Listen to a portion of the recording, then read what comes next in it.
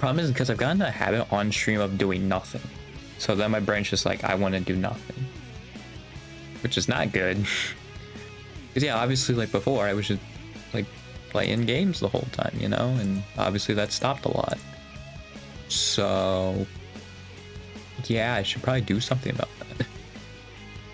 You know? Maybe. Just potentially I should do something about that. I don't know when my mom said that we'd go to the guitar place. Yeah, I have no idea. She just brought up as like an idea, and that was it. So yeah, I have no idea. Yeah, that would give me something. I was also thinking about like drum kits and stuff, but first of all, like that's very hard to do unless you have a room that's already soundproofed, which I don't. And also, like, I think the reason why my mom wants me to have another hobby is so I'm not on my computer all day and like get myself carpal tunnel, but I'm pretty sure you can do that from excessive drumming. So that also wouldn't really change anything as well either. But yeah. I will say I've also just gotten over the freaking scheduled thing, because now I'm just at the point like, whatever. I was really upset that first day. It really just delayed how I was feeling like for like a day or two, and then after I was like, whatever. Like legitimately. I just like, which is probably the better way to do it. Like I think voicing your emotion is fine. Like that's healthy, right? Like don't keep it bottled up, but like I think eventually you do want to get to that spot where it's like, whatever. For the most, like that's the bare minimum that you should hit. We're just indifferent to it and not like against it. So yeah, now I'm just indifferent with it. All I'm saying though is a good thing that the 7 Days to Die thing happened this week and not, I think it's 2 weeks from now. Yeah, because now I have 2 less hours of free time on top of streaming. I think I said it before, but yeah, it's annoying. But yeah, I'm also not like super upset about it anymore. I just had to, I think, get my rant about cars out again, and we're good. Yeah, it is sad, honestly, like the environments of like, because obviously, as I mentioned with the 7 Days to Die stuff, I've watched some of the clips, and like Crony is one of those people who said that she doesn't cry, or I think she doesn't cry often, because I think she has cried actually on stream too. And she keeps her emotions balled up, and trust me, as someone who I myself did it, and also my mom does it all the time, it is not healthy. Like the tiniest little thing can just make you explode at someone, or like, you know, you just lose it all. And yeah, I think there's still like, for those people, there's still fear of like being made fun of, which I will say is stupid. And if there are people making fun of that, then they're not good people. I'm just saying that right now. I even said it with Tim Walz' son doing that, like crying over his dad on stage, right? And he cried over that, and people were saying that was weird. And yeah, those are not good people. Those are the weird people who are calling that weird. Those are the weird people. The person crying is not weird. His name is Gus, right? I think it was Gus. I can't remember. That's why I just said this. Tim Walz' son. I think it was Gus. But yeah, because also that hit home for me too, because I'm pretty sure he's a 17-year-old kid with autism, or like something like that, right? Or like ADHD, something along those lines. So he's like the same as me, right? We are very similar.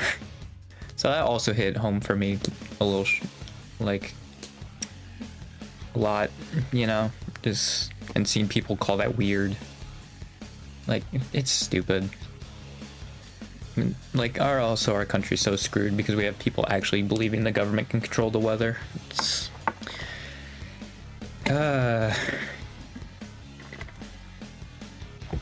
this is also why capitulating to the right is bad, because it's just gonna take longer for this stuff to like wear off on people, right?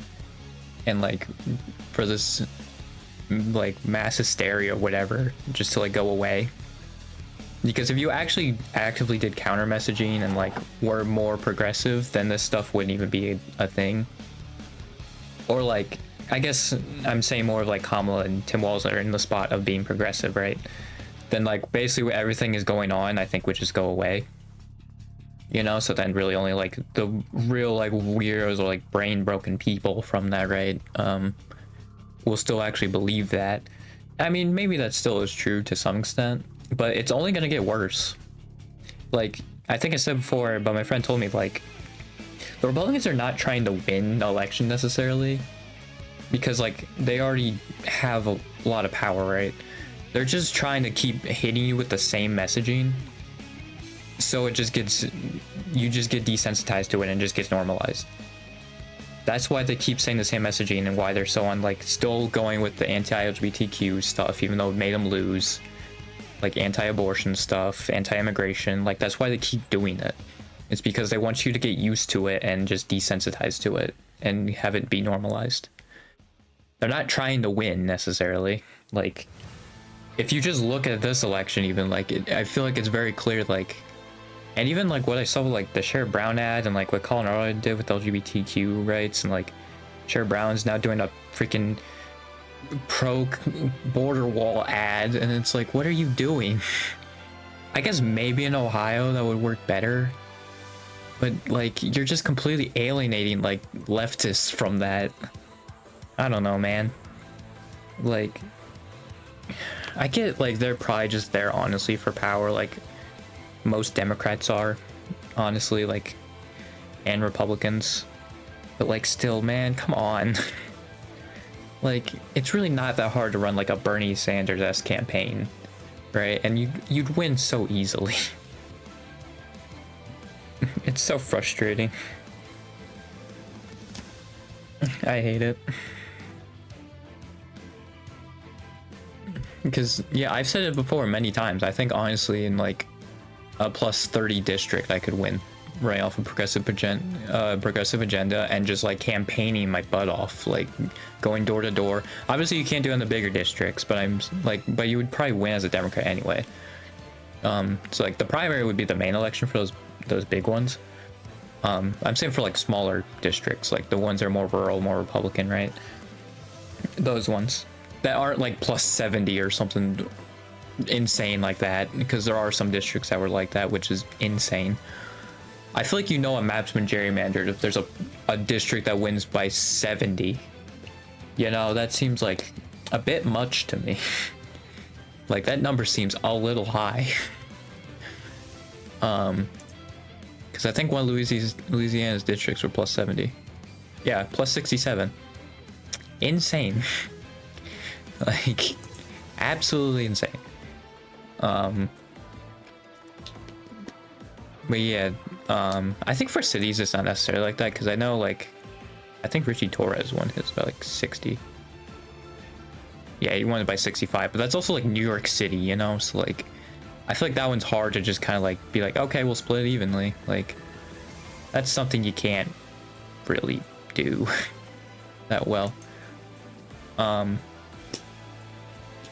But yeah, I think if you just ran progressive agenda and like a plus 30 district, you could honestly win, because Walz did it with the guy who won his by 24. So like, it's possible. It's happened before, and he won by 5 too, so it would have been like a 30-point swing. So yeah, it's possible. If someone's plus 30 and you just campaign your butt off, then hey, you did it. Especially with like how we have this now, right? We have content creation. We have like the whole space, right? The live streaming YouTube space, right? It's so much easier and like costs so much less now to like advertise yourself, get your name out there, right? Than what it is for like a TV ad. Because I think the main reason why TV ads cost so much is because like you have to pay the company or whatever to show your advertisement. That's the main reason why. But if you do it on YouTube or Twitch, which is for the most part free, right? Then like you just need to make the ad, which is probably costs a lot less, right? especially if you have people that know what they're doing, it'll probably cost a lot less. And like you don't really need that crazy, especially in like smaller scale house elections. You don't need a crazy ad, right? You just need to get your name out there, because I feel like especially with the lower ones, right? Who wins the election is the one whose name is more recognizable, right? So if you get your name out there, then people are going to be more willing to vote for that. I do think it is also still more like, oh, there's an R next to your name or a D next to your name. Like there is also that, but I think a part of it definitely is also if you just get your name out there, so then people's like, oh, I recognize this name, like they'll vote for you. So yeah, it's how I see like it's possible to win those districts, right? And like I wish they had a wake-up call to Walz winning in 2006. The only reason I didn't is because I don't think I was alive during that point. Which probably makes many people feel old, but it is true. Yeah, that's why I wouldn't know it. But I feel like if someone like that did it now, that would be a huge wake-up call. I think especially progressives too, like they would be running on that level so much more often. It also doesn't really help that I think like Justice Democrats haven't endorsed anybody new since like 2018 or something like that. Like that doesn't really help. I mean, I think most of their candidates lost, but like still, I feel like it would help a little bit if they endorsed a few people instead of just like trying to keep. I mean, I guess in like, because they did lose two of them, right? That was Jamal Bowman and Cori Bush. So I guess in like today's environment, yeah, it is probably really important to keep those progressive members, so they can at least still have their voice be heard on the national level, right? But yeah, I just wish they would do a little bit more campaigning for more candidates. I'm also hoping when my generation turns like is old enough to run for like House and like Senate, we see a lot more progressives. Because I think the old Gen Z is still like millennials kind of, and it seemed like they weren't much different. But I think with our generation, especially like we're gonna start growing up with like watching leftist YouTube and that stuff, right? Because that's when it really got popular. It was like when we were just getting up there, right? So I think also there'd probably be more progressive movements. I'm hoping it's similar to like 1920s, right? When all that progress happened, but yeah, I don't know. Except Prohibition. Prohibition wasn't great, but I mean, hey, at least they rectified that one.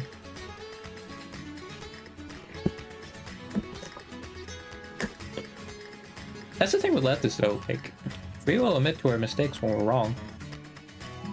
I think that's what happened with Prohibition. I don't even know if Prohibition was really a leftist movement. I think it was like a feminine movement, but I don't know if it was a leftist movement.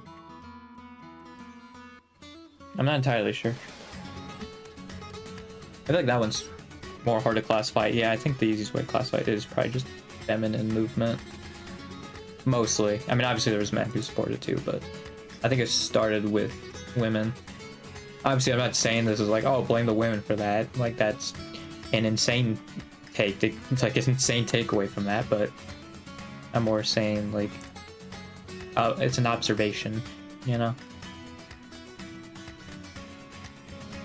Yeah.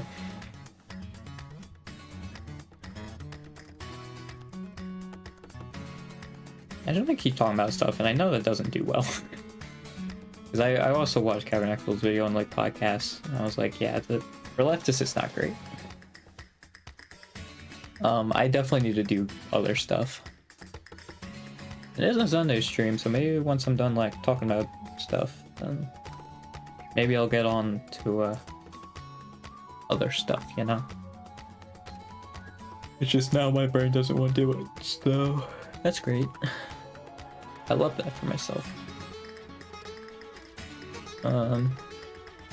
Yeah, that's awesome and enjoyable.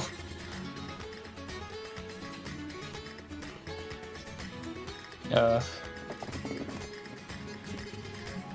was also watching some like YouTuber documentary stuff like that.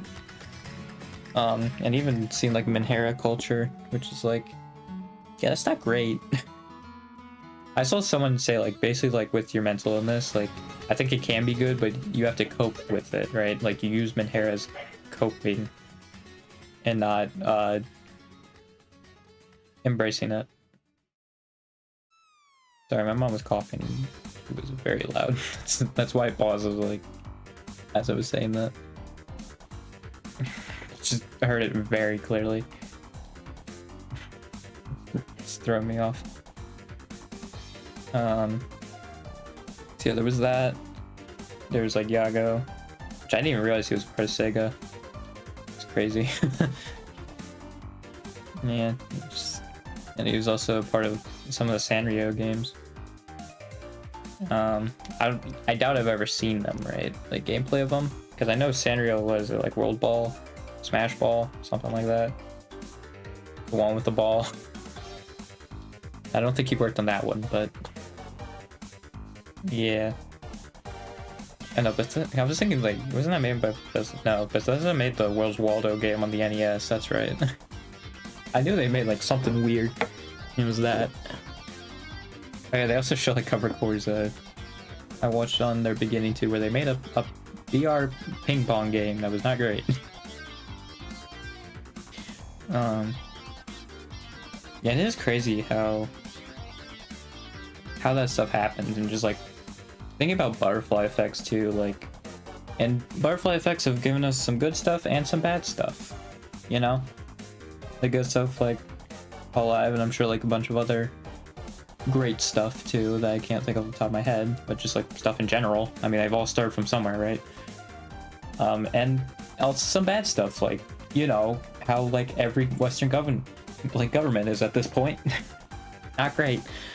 But yeah, it's just really interesting to see like butterfly effects like that, right? Like, you know, and it can be such small things that can lead into massive stuff too, right? I mean, just the beginning of Hololive with like Sora, it's in itself, like, you know, where Sora just asked Achan that like her dream, and so Achan just looked up, oh, cover core, like, and just asked Yago, and they're like, yeah, sure.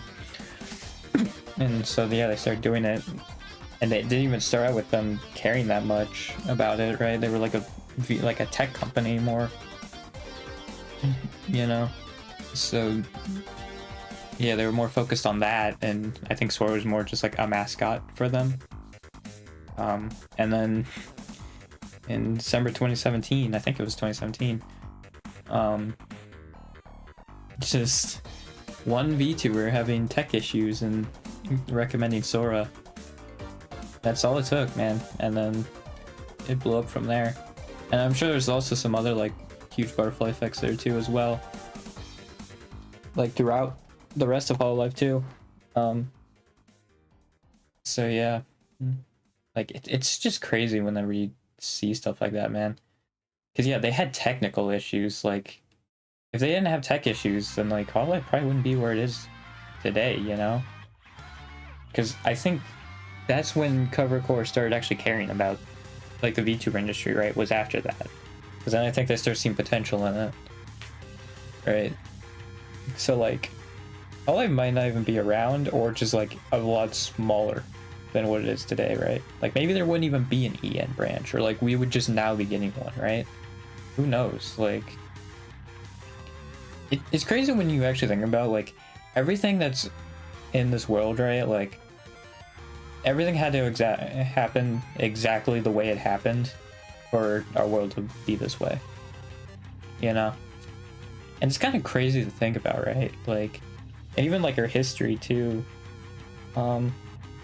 like it all had to play out that exact same way, right? Those exact events had to happen, even the small ones, you know? Like, it's crazy when you just see those small things and they just explode, right?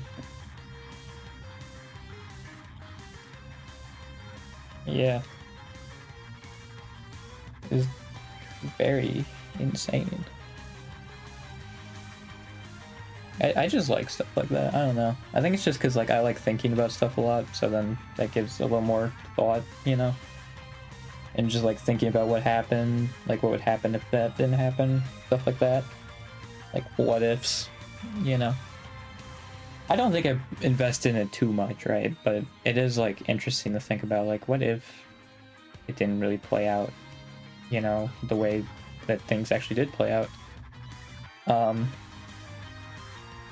And even then, like there was other moments, like I think a lot of the Hololive members initially wanted to like quit very early on, like graduate early on. And so like imagine if they did, right? Like it's crazy. You know? It's like, yeah, even the small stuff, man, they can make a wild difference. But I feel like that also just shows how crazy like connections can be, right? Like it basically sprouted a whole company because of a certain connection.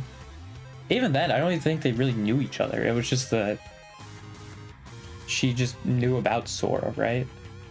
And so she recommended her because I think she wanted to do a Christmas special as well. So I think she was like, oh, well, they're doing a Christmas special.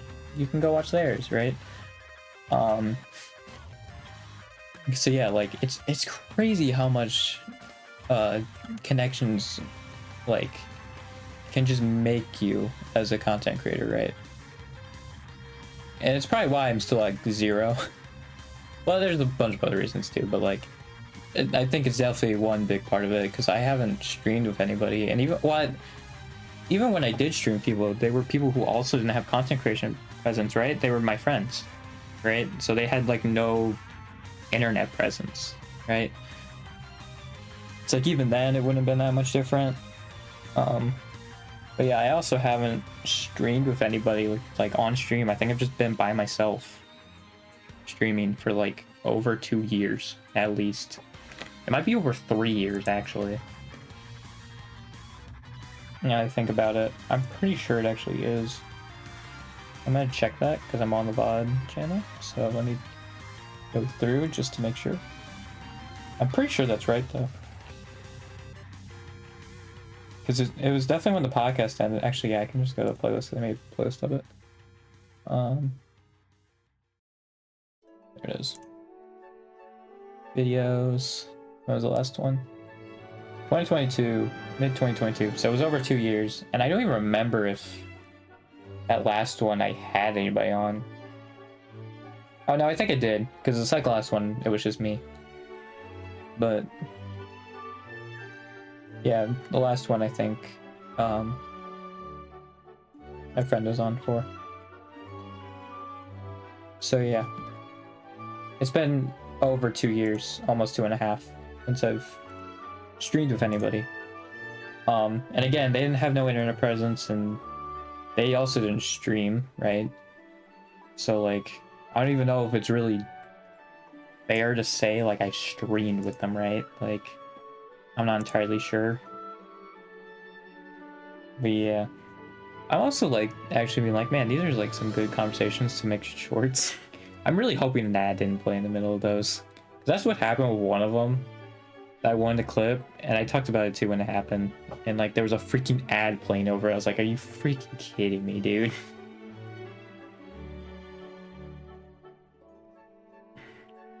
Yeah, and the thing that's annoying too is like the skippable ones it blocks, right? But the unskippable ones it sure doesn't. And like some of them are like 30 seconds. It's like, oh, okay, cool. Which is crazy too, because even on mobile, like I don't get unskippable 30-second ads. So once I get at most are 15. Like it's crazy that I'm getting unskippable 30-second ones, you know? That's insane.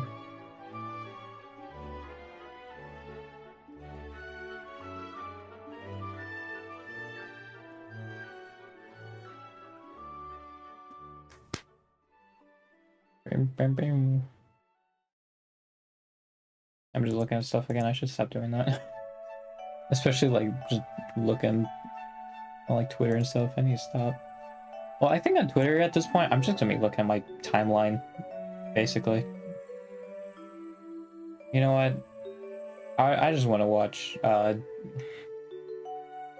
freaking... I want to look at VTuber fan art, you know? That's fine. I'm okay with that.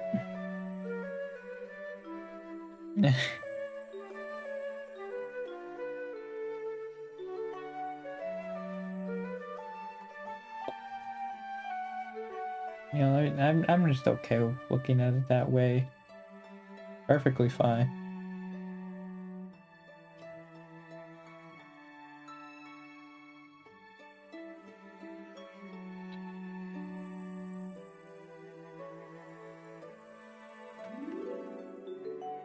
Yeah, I don't think I pointed out that Fumoku hit 1 million, so yeah.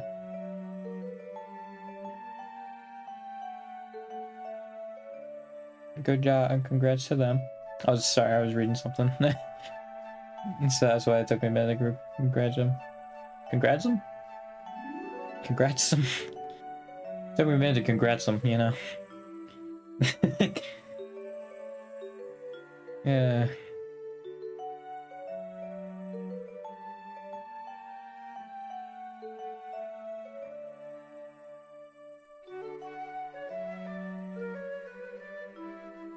I do like, I'm pretty sure I've said before, just like, you can tell when all of the Hololive members are on Twitter. Because then they start, like, retweeting, like, fan art.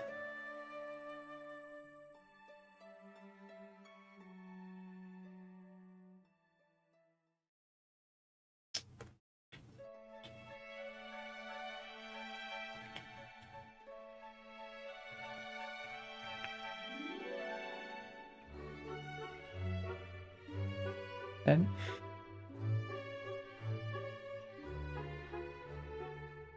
what?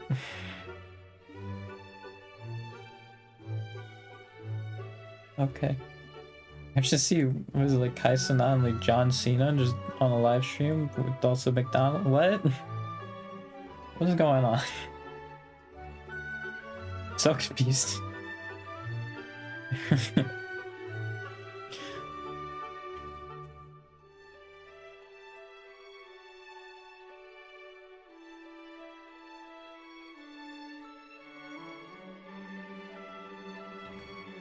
Boom.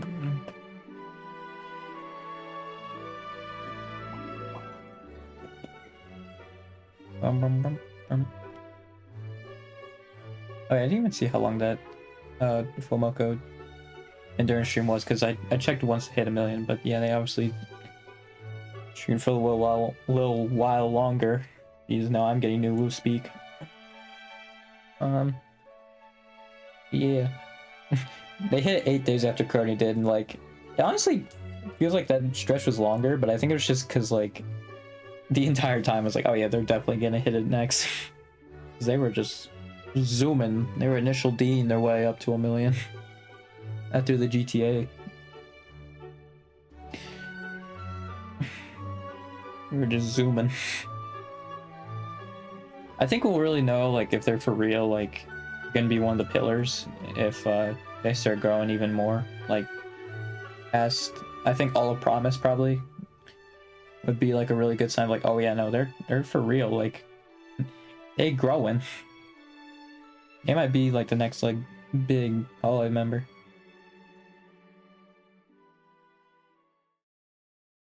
I think if Elizabeth streamed more, then she probably would. I'm just also looking exclusively at sub count, right? Which obviously it takes a human element out of it, so like that's why like it's more observations for me when I look at this stuff.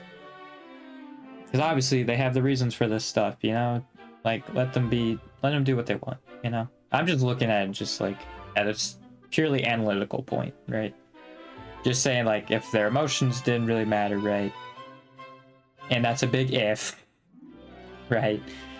Then like this how I perceive them doing better, you know, or like why sub count's higher, sub count's lower. And again, I think on YouTube sub count doesn't really matter as much.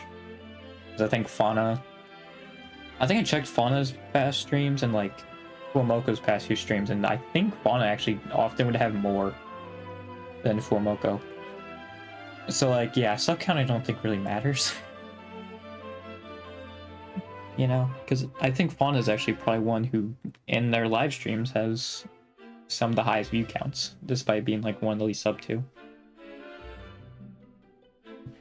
So yeah, she's really good at it. I think her problem is just like she's not good at getting other audiences because I think she pretty much only speaks English. She doesn't really speak Japanese that well. And yeah, she wasn't. I don't think she really is a part of many like ENJP like cross stuff. So she doesn't really get the JP audience to like cross over as much, right? Unless they also can speak English. And yeah, other than that, it's just like other EN speakers. Yeah, I think that's why Fauna is much lower. But yeah, obviously, like the EN speakers stay with Mother Nature, you know.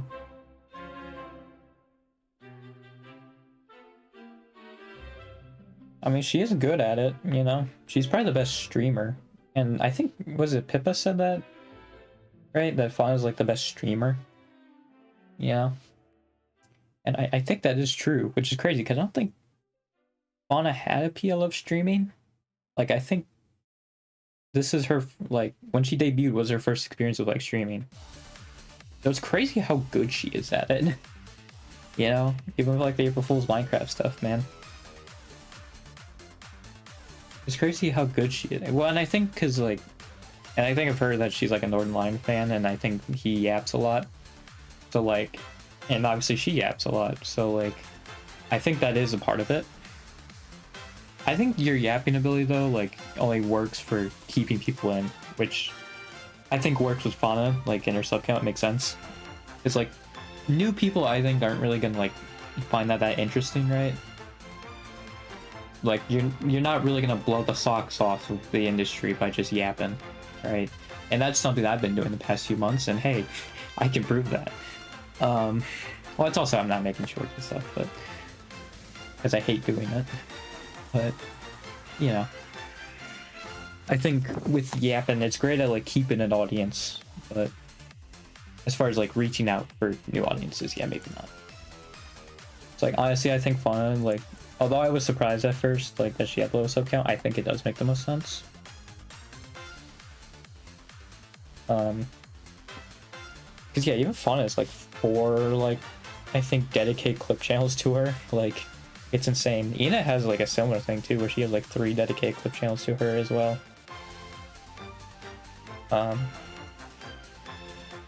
Like, it's crazy.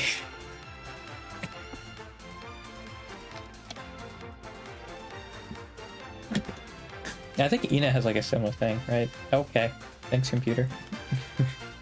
It just flashed for a little bit, like the monitor just turned off. That was really cool.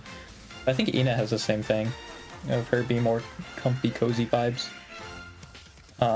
So like, she might necessarily also be one that's great at getting an audience. I think she still is because she can collab with JP as well, so she can get them. But I think when it's just like her solo streams, it's very like comfy, cozy, like, you know, great at keeping an audience, maybe not necessarily for gaining an audience, right?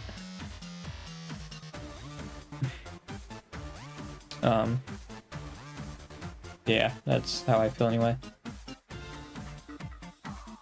I did notice this, I think, also, like, last time I streamed, but obviously I was really upset, so I didn't point it out, but I saw Girl went up another 10k when she hasn't streamed in 10 days.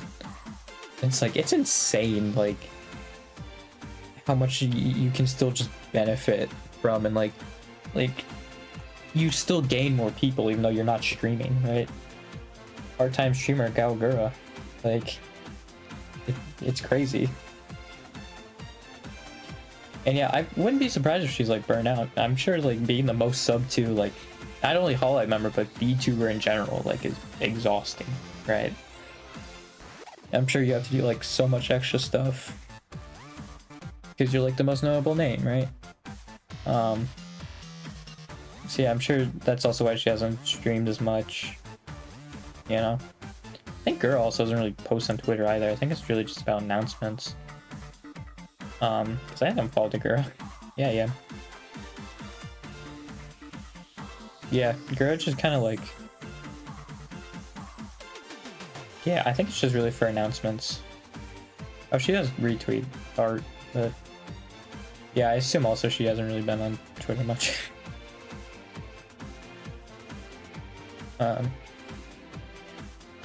Yeah. I think she just takes breaks from the internet, which, again, being the most sub-2 VTuber, it is probably a fair and a healthy thing to do. And take breaks from the internet. Because, yeah, you will have so many friends, but you also have a lot of people just wanting to see you burn for some reason. It doesn't really make a lot of sense, but... I guess I'm like that with the Yankees, but also it's the Yankees, so... You know, I feel like that's different. Because it's also sports. You know, at the end of the day, it's like, yeah, whatever. Like that's a sports team. It doesn't really have like a person associated with it. I guess like the owner, like general manager, but like even then I feel like that's a stretch. Like I'm not attacking the specific people who are on the Yankees, right? Like if they want to play for the Yankees, that's fine. It's just like I want to see them lose. You know? I feel like it's different with Gura because they're specific, like they're actually attacking Gura. You know? Or like anybody who deals with that, right? They're actually actively attacking the person. Like a single person, you know? And not just like a brand or like a team or something like that, right? Like they can just get mad at. Like that's different. You know? So like, yeah, it's not cool. And like, I don't understand the whole like lolicon stuff. Like they're like, oh, there's like a lolicon, like especially like Gura. Like I don't get it because they're just also streamers, right? They're the same, but like they just have an anime avatar. Even like my friend explained it that way, right? Like they're just streamers, but instead of like a webcam or like maybe not having anything show their face, they just have an avatar, right? Like that's what VTubers are. And I guess people just can't wrap their head around women being successful like with that, because they always just like basically the equivalent of transvestigate them, and it's very weird. Like I don't get it, because even they're like, oh, someone explain me why this picture is doing so well, like with the whole Iron Mouse stuff, and it's just like it's the same thing as if it's the actual person, right?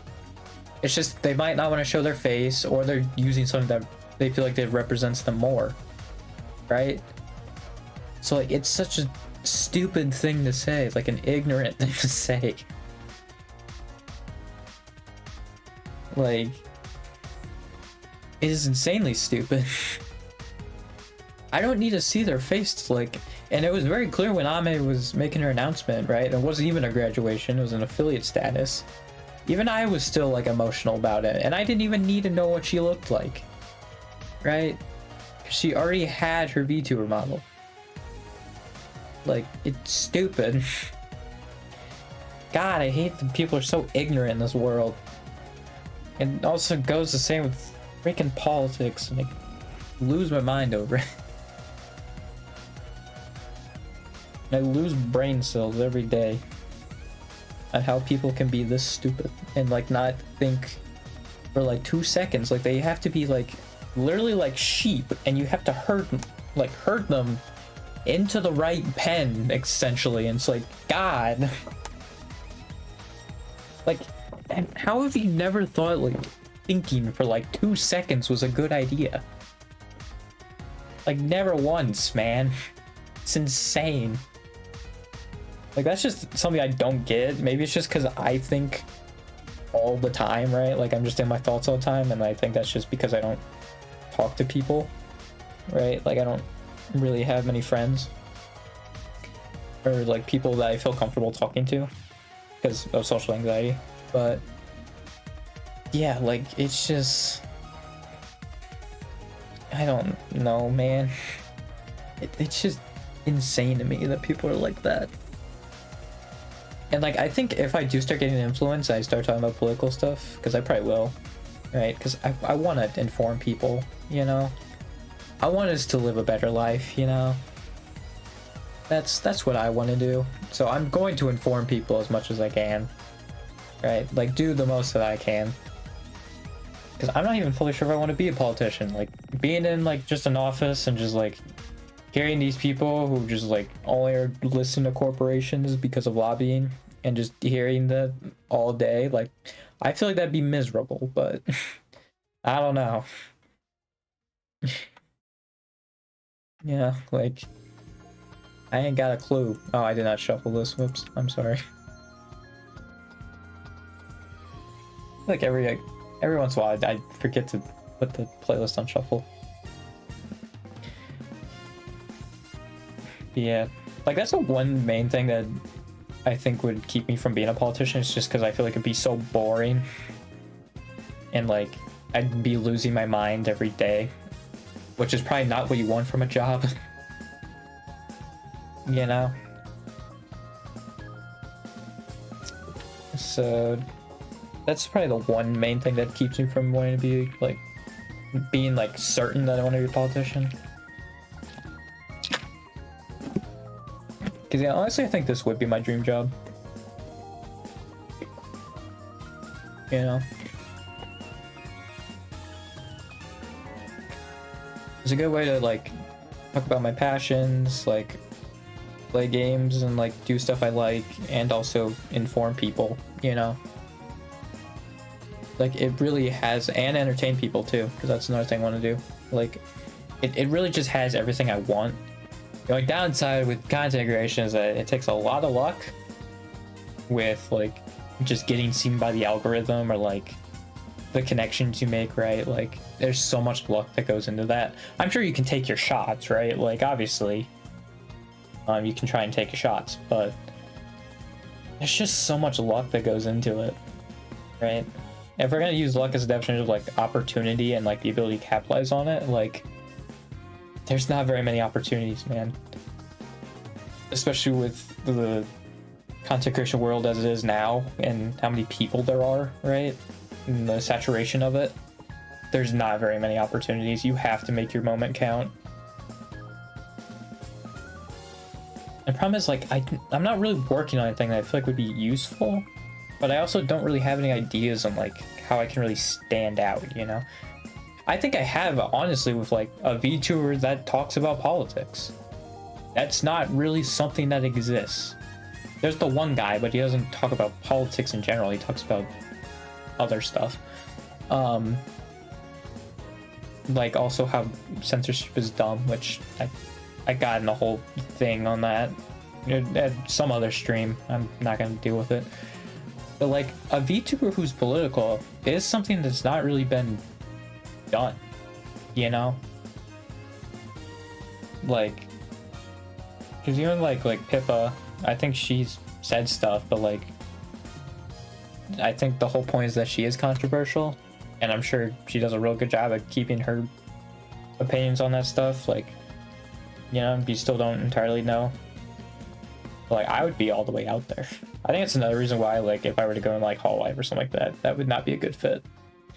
It's because I'd just be way too controversial. And, like, obviously I feel like Hololive, especially with other compared to other VTuber agencies, kind of pride themselves on, like, not being in very much controversy. And so, like, if they were to hire me and then I'm just extremely controversial, like, the whole time, right? Like, I don't think that'd be very appealing for them. And I'm sure a lot of people see, like, Hololive and even Holostars as, like, a place where you can just have entertainment and no drama, right? So I think it's another reason why it wouldn't be a great fit.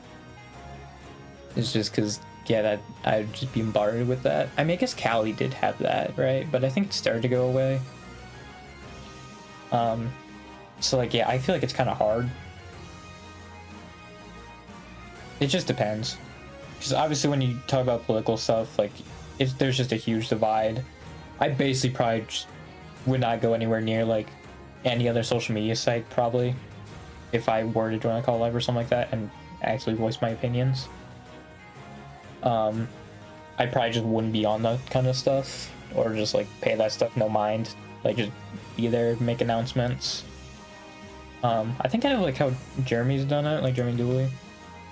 Because I think he used to be on Twitter more actively, but he just kind of now is only on there for like announcements if he has to make one. So like, yeah, that's probably how I would do it. And same with like Gura too. I think she does it the same way, basically. She's mostly just there to make announcements on Twitter now. So yeah, I think I'd probably do something like that. Because boy, is Twitter a hellscape. You know? It's real bad. So yeah, I probably just wouldn't comment on anything like that. Or maybe like I would make another account that like is separate from it. Yeah, I don't know. I think I'm making the political stuff like while I'm an idol, you know, like that. I don't know. I don't know how that'd work.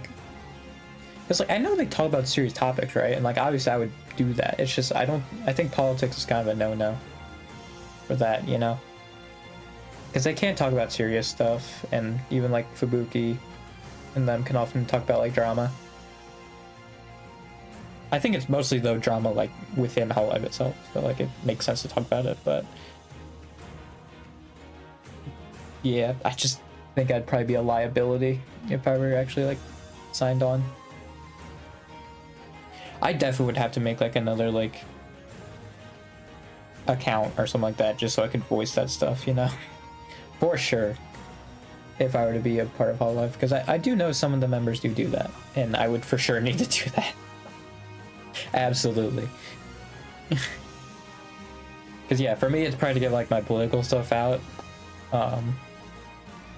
probably, and then I could just have fun with it, you know, if I was like then a member or something like that.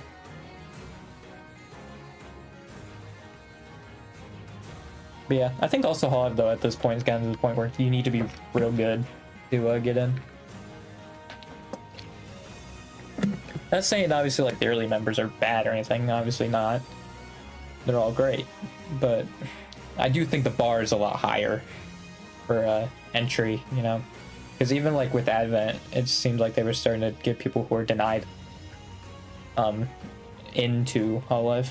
So yeah, it's also very interesting too, because like what if, you know, like those people who were denied got in earlier, you know, how that turned out, right? I mean, they would have then had like Myth or Council's like gimmick, and then maybe like Myth or Council would have had just Advent's or Promise's gimmick, right?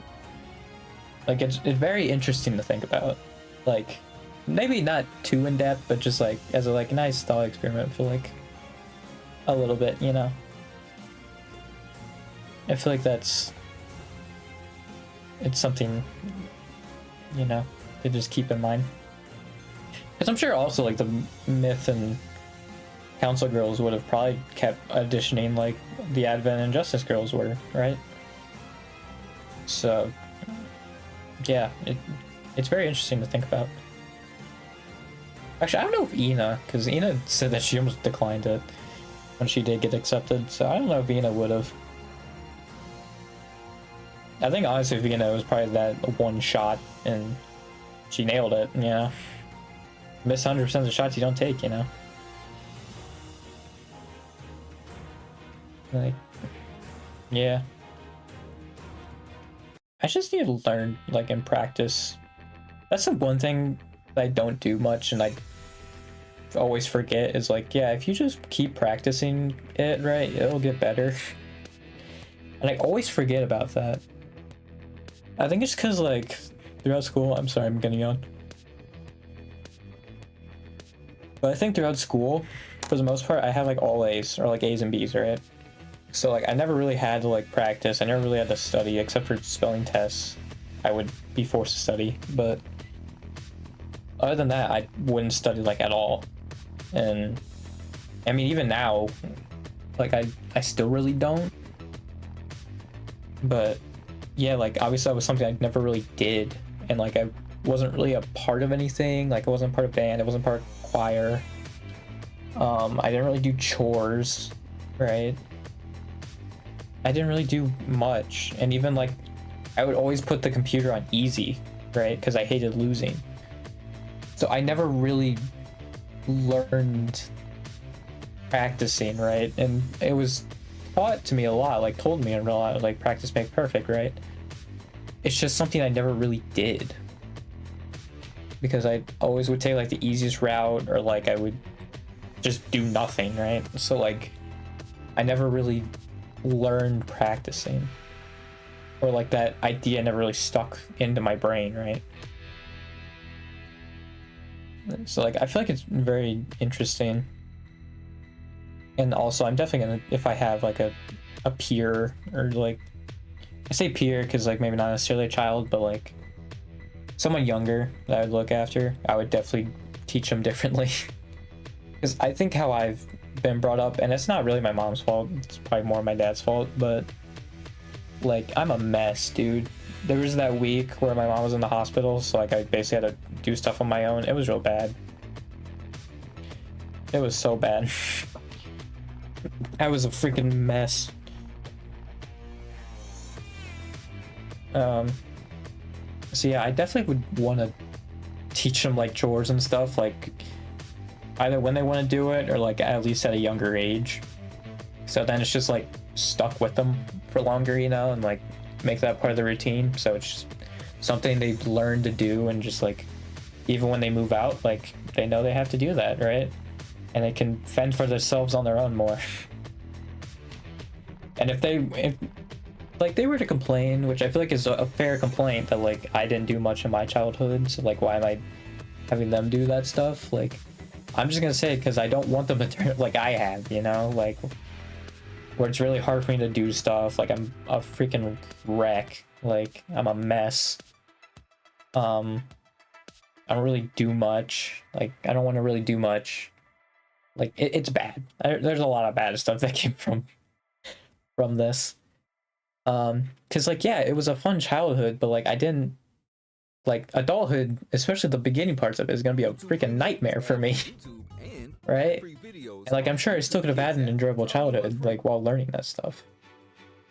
Which again, I'm not blaming my mom for it, because she did try. It's just, yeah, it was real bad.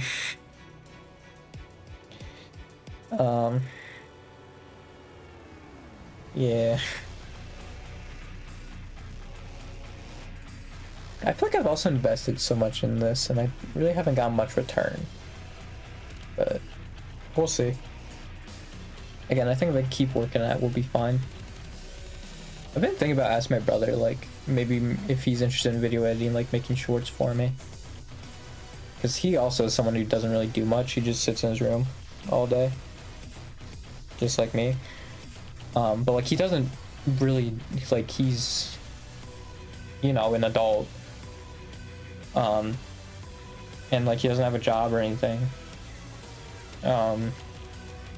It's like I was just thinking like maybe just to make him do something, right? Because he also streamed before, and he just stopped doing it. And like you can take it from me, streaming is not that hard to do, right? You just hit a button basically, you know? And I guess maybe I'm just someone who like prefers to have everything recorded, right? Like just in case like something funny happens, right? Like that was the main thing for me, and like recording stuff was like, oh well, this funny thing happened, right?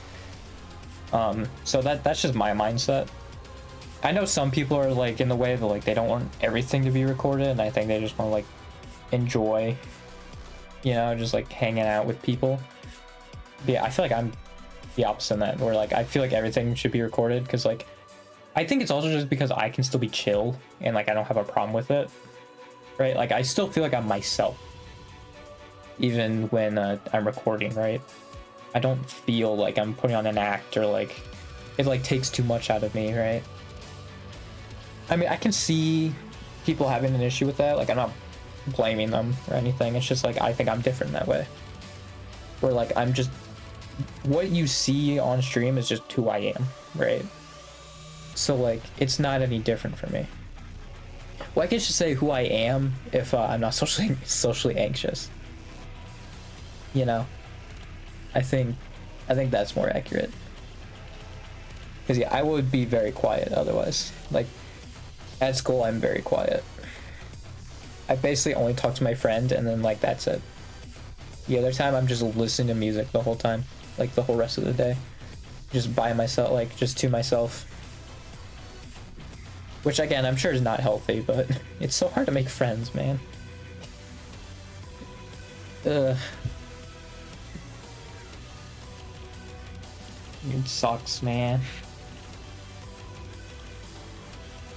Ugh.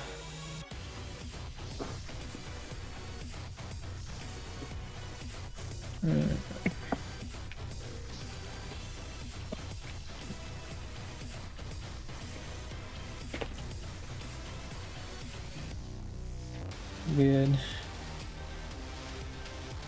Yeah, and also like a lot of VTubers, man, they've just gone through so much. Like even before they were like VTubers or like starting out, like they've just been through so much. And like I'm sure that's the case of like a lot of people, right? But like obviously VTubers that stuck out with me the most. And it's just like it's crazy how resilient they've been, you know. I think I talked about this before, but like they're insanely resilient. And they still have to deal with a bunch of nonsense too, because obviously like they're female, right? Like they're anime girls. And I'm sure some of them are fine with what's going on, right? But I'm sure some of them aren't. And for those people, they probably go through a bunch of nonsense. But like, yeah, they still go through a lot.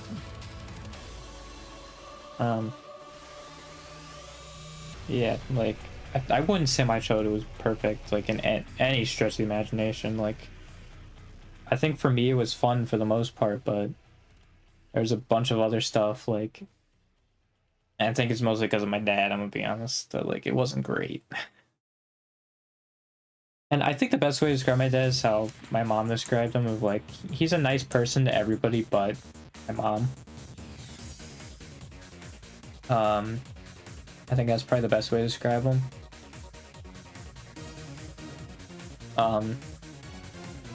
He just grew up in like the old fashioned like men do the men work and women do the feminine work, and yeah, obviously in today's day and age that is very outdated. So, and it's also why I never learned how to do like chores, because my dad was so against it. So yeah, I never learned how to do chores. I just didn't. So I guarantee you, if I would have been a female, boy, would I know how to do housework. That's for sure. Because I don't remember if it was my mom or my brother who really wanted a girl. And the reason why, I think I said the lore of it when I first made Winter in Soul Calibur, but the reason why I always named my female version like Winter is because my mom was initially going to name me Autumn if I was a girl, and then my brother and it's from my mom. My brother walked up to my mom and said like, well, isn't she expected to be in Winter, so why wouldn't you name her Winter? And so yeah, that's why I've just named the female version of myself Winter. And also it's like just a more unique name. I mean, Autumn is too, right? But like, it's just more unique, right? It's not just like a Sarah or something like that, you know? Not to like call out any Sarahs, but it's just like, it's just unique too. Especially when my male name is William, you know? Like, it's nice to have a more like a more unusual female name, right? Like, I'm perfectly alright with that. Oh yeah, I'm pretty sure I'll also named by my dad, so it makes sense.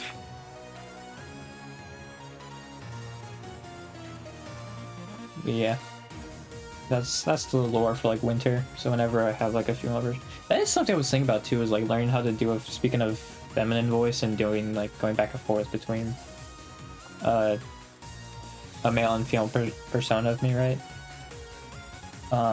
Which I could still do. I just I just haven't taken time to learn voice acting. I think what I'm gonna do is like look for vocal exercises that I can do to like expand my range, right? That I can do daily that would just make my vocal range better, and then I'll look into that stuff more when I feel like I'm at a competent level, which I think I'll know once I start singing songs that I feel like, okay, yeah, I feel like my vocal range is pretty good for this, right? So then I'd look up how to do that stuff. Sorry, I'm burping a lot.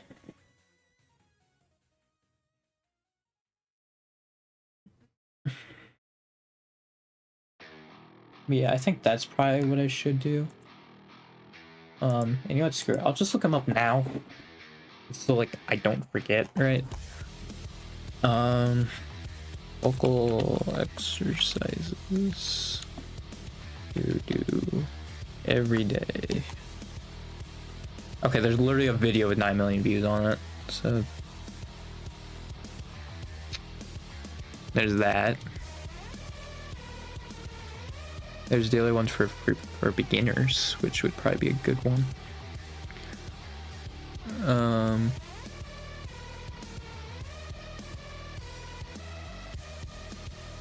Engaging vocal exercise for 1 hour twice a day, morning and night, can be beneficial for your voice if done properly and moderation.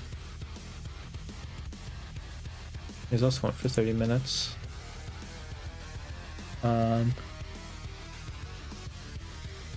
It's about the quality of your exercises. Vocal exercises for 30 minutes to an hour every day for 6 months can lead to significant improvements in your voice. That's an AI, I'm pretty sure. That's saying that. So I'm not entirely sure. Listen to that, but yeah, I should work on muscle memory too. That's another thing.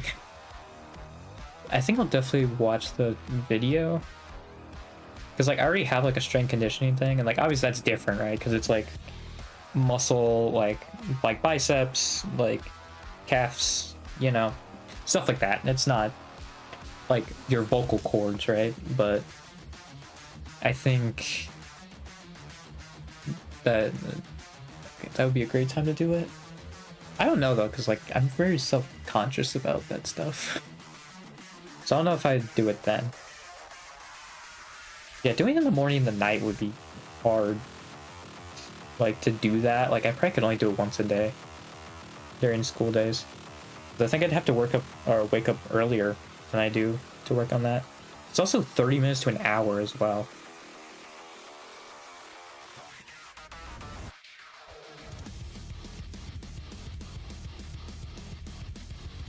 Yeah, there's also that. Because I also have noticed too, like I think my vocal range has gotten shorter since like I sung a lot.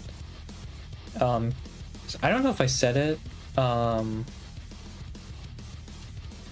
pretty sure I said it, but like there was a stretch of like 40 minutes, I think, 50 minutes, where I was just, because I was at a different place for my first half of my day basically, and then I would go to another thing. But I couldn't drive, so I had to wait for the bus. Again, took like 40-50 minutes. I was just outside the whole time. Yes, including winter. There was also that. So I would sing, you know, like barely anybody comes in and out, right? Like, so I would just start singing. And it happened probably more towards the second half of the year, definitely. I think for the first half I really didn't. But definitely towards like the second half I started singing. Like whatever song was going on, I would start singing it. And I think that was actually helping my voice. And I think I've noticed that since I've stopped doing that, my vocal range has gotten smaller. Now there was like some stuff was like, really? I can't hit that? I can't hit that note? So yeah, I think my vocal range did get shorter. So also I should be doing probably vocal exercise because of that too. Yeah, it's great for both singing and voice impressions too, or voice acting, which I feel like can be great for content creation, right? And for entertaining. So like, that's another thing. I mean, I'm sure there is some like biological advantage, obviously, that you get for stuff like this. But yeah, it's very good. I didn't realize though that COVID could actually give you permanent damage to your lungs. And I think I've gotten COVID 3 times. So I'm really hoping none of those 3 times did something. I think they did though, because I think I noticed I had the habit coughing. I think after the first time I got COVID. And I didn't know what it was, but I'm pretty sure it was just habit coughing. So I actually might have caused damage to like my lungs or throat or something. Ah, dang it. I don't know if we can really do an x-ray though, because I don't think we have the money for that. You know? That's just something I'm gonna have to find out when I have the money for it. Because there's no way we really have the money to have another doctor's appointment. Or at least it would be like a huge hit, right? My mom already wants to like try event like at some point to give me like a guitar or something like that. And I'm sure guitars aren't cheap. So like, yeah. I don't think now is the right time to do that. Like we can't even diagnose me yet because, well, actually it was the place. It was because of the place. It wasn't money. It was because the place is like already fully like booked or whatever. So that was more why, but yeah.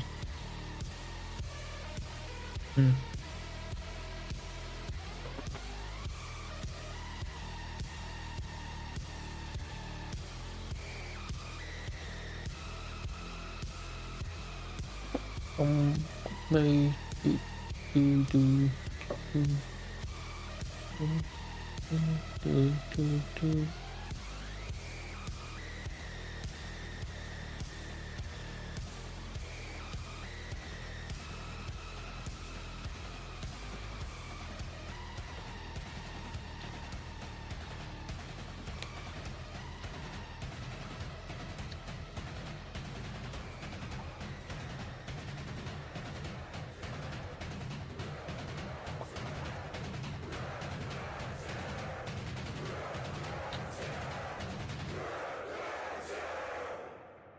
Yeah, it seems like there's a lot that goes into it, but it's like, yeah, if I want to do this, like I gotta be dedicated to it. And also like it's better than just doing nothing, right? Like often I'm just around doing nothing. I think with bulk exercise I probably can do it while I'm working out or listening to music too, right? I'm sure there's also for that, you know.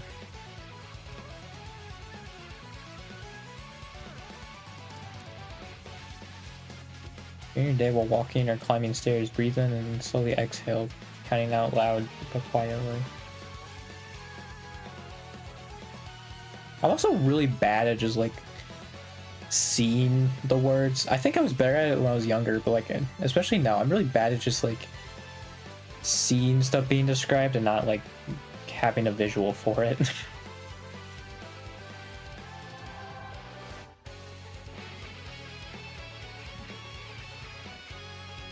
Don't do any vocal exercise for more than half an hour. Your throat gets sore or hurts anyway, stop.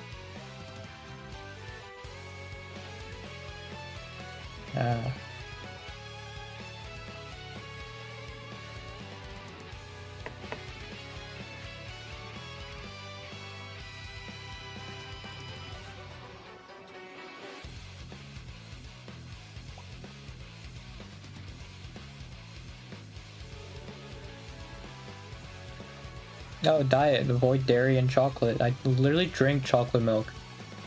I'm pretty sure that literally is the... you know, that's the worst combination. That's both the dairy and the chocolate. God dang it. Man, I also just had chocolate milkshake like last night. So that was also bad. God dang it.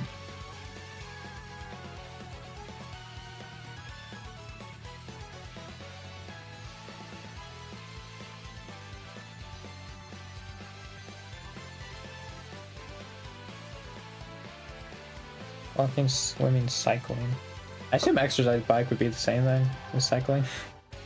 I actually do go on exercise bikes. Like, One thing I'm doing good. Yay.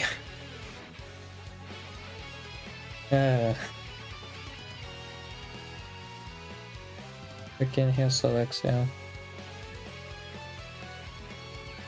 Exercise that leaves you gasping for air or taking rasping breaths air out.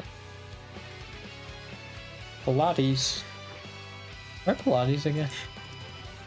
I always hear about Pilates, but like I feel like I always forget what Pilates are. Alright.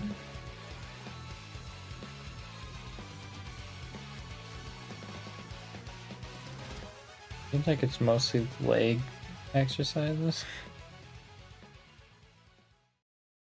YouTube Premium is ad-free YouTube and ad-free. I will say that's the one good thing with like Hololive is like they definitely will give you the resources you need to be a better singer and like dancer. They definitely will give you those resources, that's for sure. I don't think I'd get them. For all the reasons I said previously, but I don't think I'd get them. Yeah, I don't think we really have the money for a vocal either. It's why like also I'm just not like I don't know what a money situation is, because every time like I hear my mom talk about it, it's not good. Then that's like what keeps me from just being like, oh, like I'll get like a vocalist or something like that, you know? That's like what really stops me. Yeah, does this have like, oh god, it's an ad. Alright, the first exercise.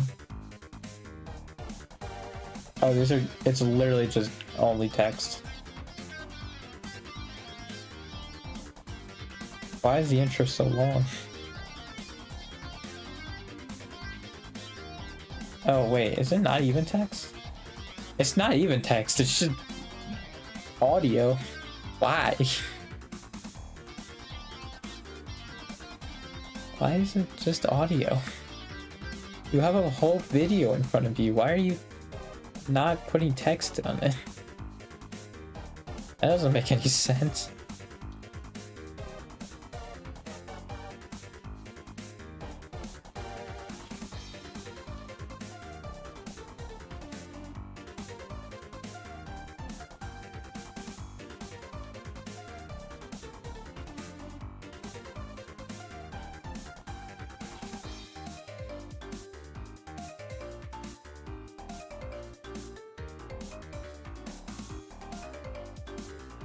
So weird.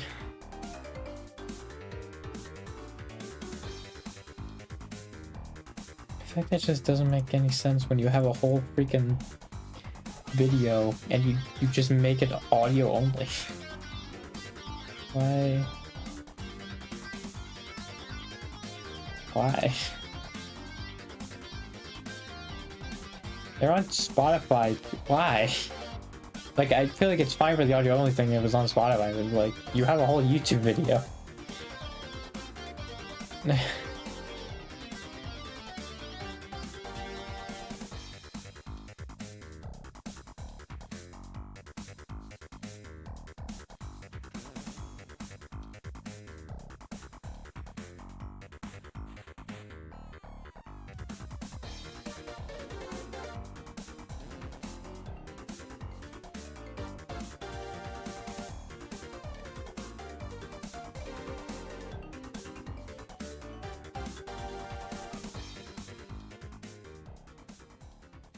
And this man really did do a daily check-in, good lord.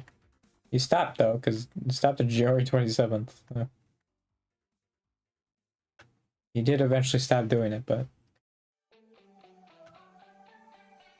Or at least updating it. That's so weird.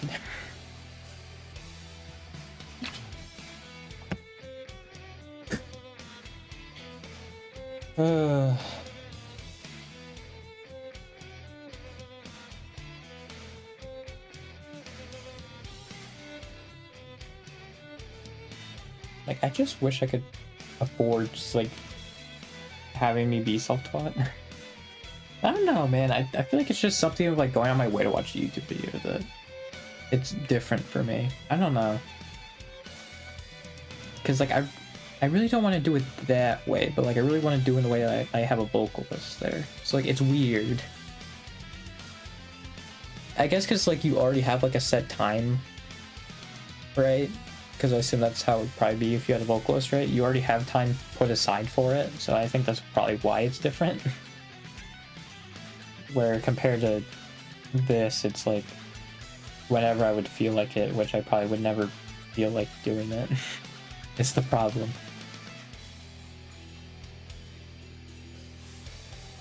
You know, it's also like 18 straight minutes, which I think if I was, again, taught by a vocalist wouldn't be that bad, but like in a call or whatever, but with this, I wouldn't enjoy it. I don't know, it's very weird.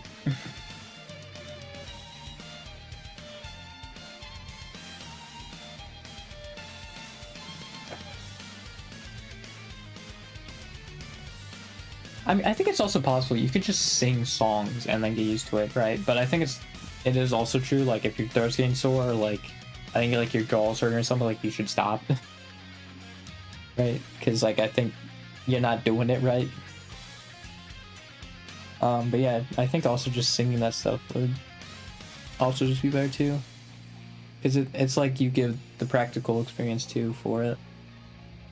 It's like learning, like in a fighting game, learning stuff like in the middle of a match, right? Instead of going to like the replay or something like that, right?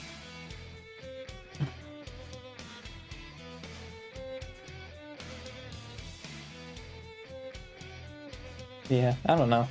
It's just, for some reason, like doing this on my own just like is not appealing to me. I'm sure I can bring it up to my mom, because I think I did before, like 2 years ago. I think it was sophomore year I brought it up. Maybe even going into sophomore year. Yeah, I think I brought it up, and I think she did, like, she was open to the idea of it. It's just, again, I don't know how the money is.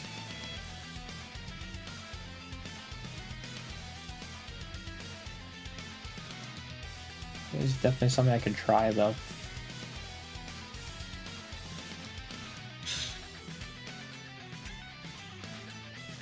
Yeah, I don't know.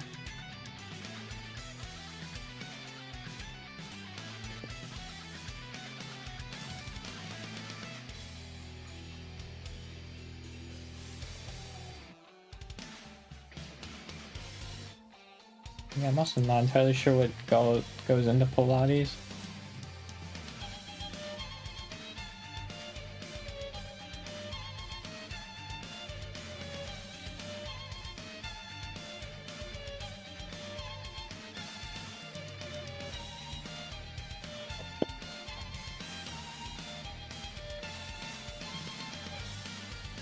You know, just breathing.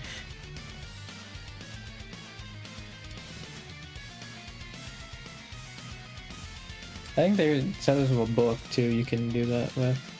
Like, put a book on it.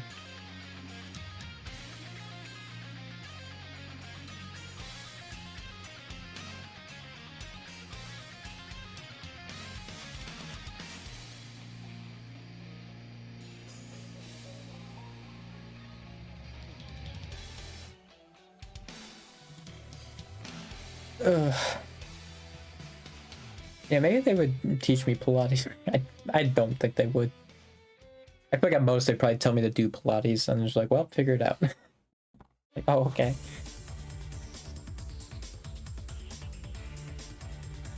It is something I want to do. Like, I've been interested in like voice acting, like singing.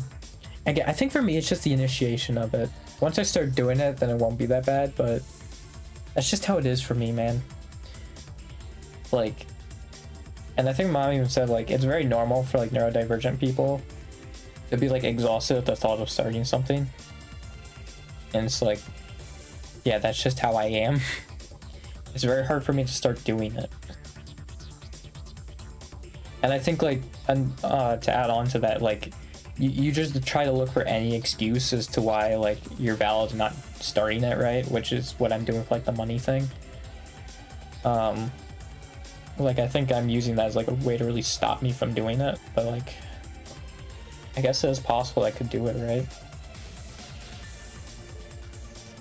Ugh.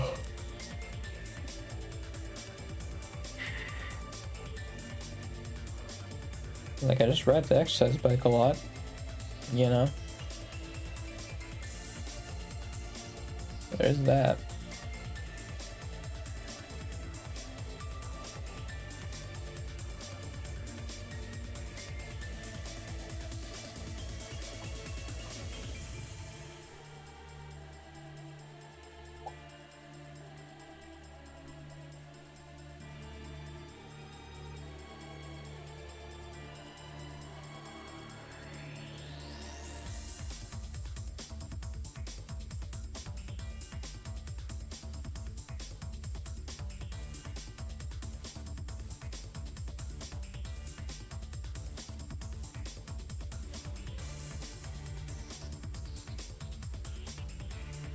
Like how all of these like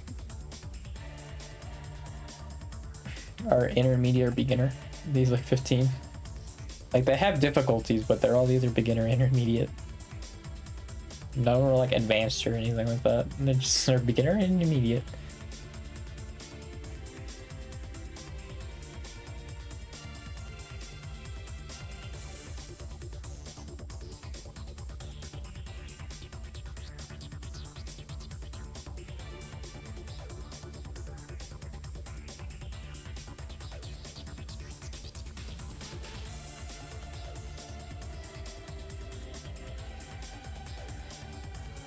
I do need to work out more.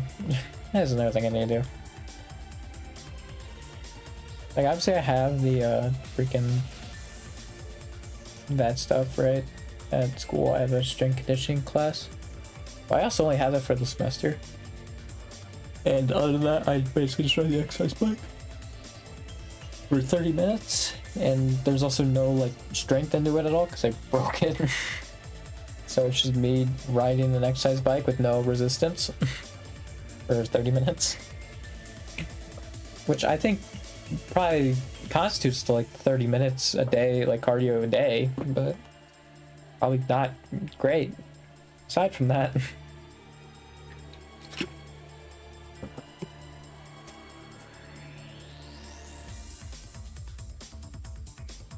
Yeah.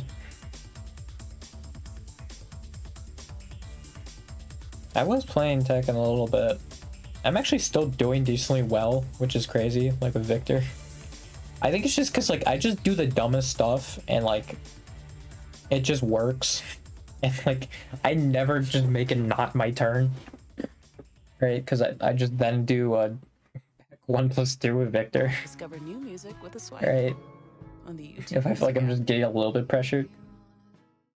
It does mean though I get absolutely destroyed by characters that have like lows, especially like low strings or like grabs. I just would probably get destroyed by those characters, but yeah, I think I beat like a Tekken Emperor. They were playing Heihachi, and they're Raijin. Like I just beat like if I just look at the Tekken prowess, I assume they're like Tekken Emperor or something like that, just by doing that and just making it always my turn. That's another thing too, is like I think people will probably get really frustrated from that as well, right?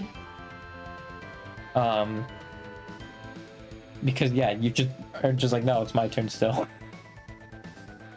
And I think like pro players, like obviously they'd see my weakness of me not blocking lows and would just like not throw teching and would probably just manipulate that like a bunch.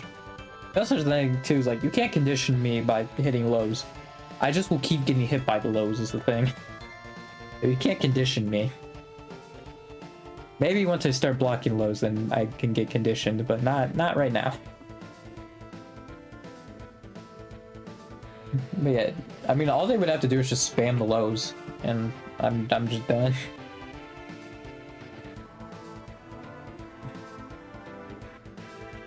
Yeah, what surprised me, I was like, wow, I'm actually doing a lot better.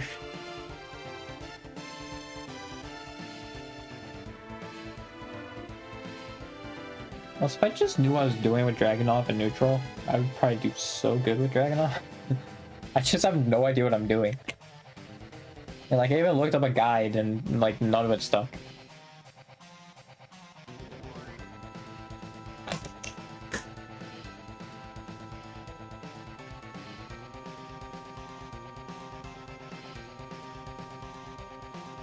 Man, I'm pretty sure my victor's only like 1 or 2 games away from Raijin. It's like, alright. I get to freaking like tag an Emperor by freaking doing what I'm doing. Like that's insane. Yeah, I think Lars was another one that like I just kind of lose to. And I want to set off of a Lars, and I'm gonna be fully honest, I think he should have beat me. Because like it was, I was on a Pixel. It was last round, like final round, right? And I was on a Pixel. And I just rage arted, right? But he like heat engaged, right? Or like he activated his heat and like did the hit, and it did 0 damage. Like I was on a literal Pixel, and yeah, it just didn't kill me. It did 0 damage, and then I won the round because the rage art killed. So I think that Lars fully deserved to win that set. He was also just playing way better than I was too. Like I was just playing very stupid.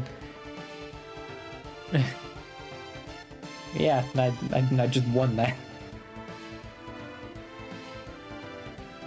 Yeah, it's just that simple.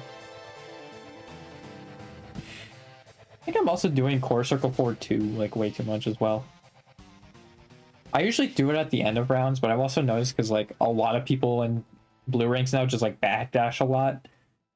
So like I also just been using it from that range as well.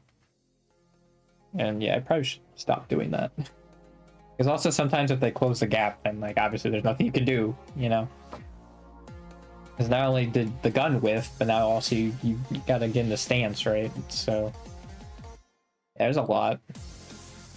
I don't know if it was on stream, but I do remember being in stance once and then someone activated Rage Art and I managed to get out of stance and block in time.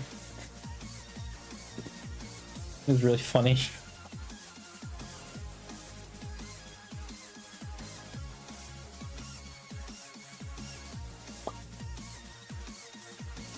Yeah, I should also be using up forward 1 more. It's also really good and also can be used to punish. That's another thing too, is like I'm not really capitalizing on punishes because I'm just like, you know, they're not hitting me. Or like they're hitting with like safe stuff, which is smart, but yeah, I feel like punishes are mainly for low ranks, but I don't know. Maybe I'm wrong about that. It just feels like maybe like low ranks and like high level. Because I think oftentimes when they do stuff like that, they're trying to make like a read or something like that, right? By doing the full string. So I think that's why they do that. And like they can get punished for that, obviously, if they read it. That they were going to do that. Or just play more defensive. But I think on intermediate, like, they just will throw out a lot of super safe stuff, right? So you can't really punish them. I think that Heihachi also tried to just jab me a bunch. Which I think when you're getting jabbed, really... Well, I think the best thing you should do is just, like, duck it. Which I think I did try, and apparently his jab still hit me. Which I guess maybe it was that, like, I just stood up into his jab.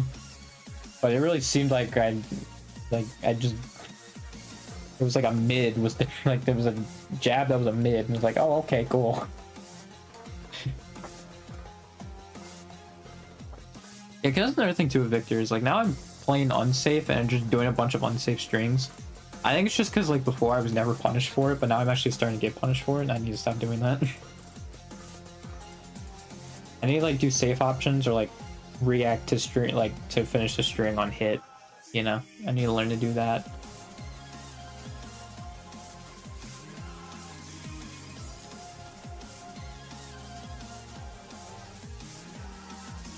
Cause yeah, I feel like honestly, I don't know, because I keep saying like, oh, my fundies are good, but yeah, I think it's just I just do the most random stuff that people aren't expecting, and it just works. Cause yeah, I don't even know like crazy combos is the thing either. I don't. It's just I win more interactions is the thing. It's like, dude, imagine if I knew combos, like I'd probably be unstoppable. The way I worked on defense a little bit, like I'd be unstoppable otherwise. It's just, I don't know, I really just don't like labbing combos, I guess. Like, that's not what I find enjoyable with fighting games. Like, it's fun to do combos, it's just like, I don't know, I guess labbing them specifically, it's just not fun.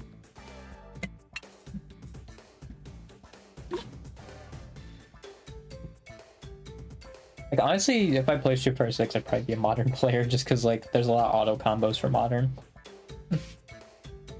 Right, so like then I don't really have to worry about the combo part. It's just I can worry about like neutral and stuff like that. But I'd have to see if I play Street Fighter, you know.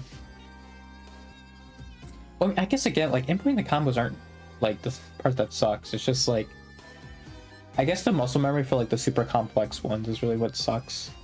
It's like the simple combos are fun. I think it's just the more complex ones that are kind of more annoying.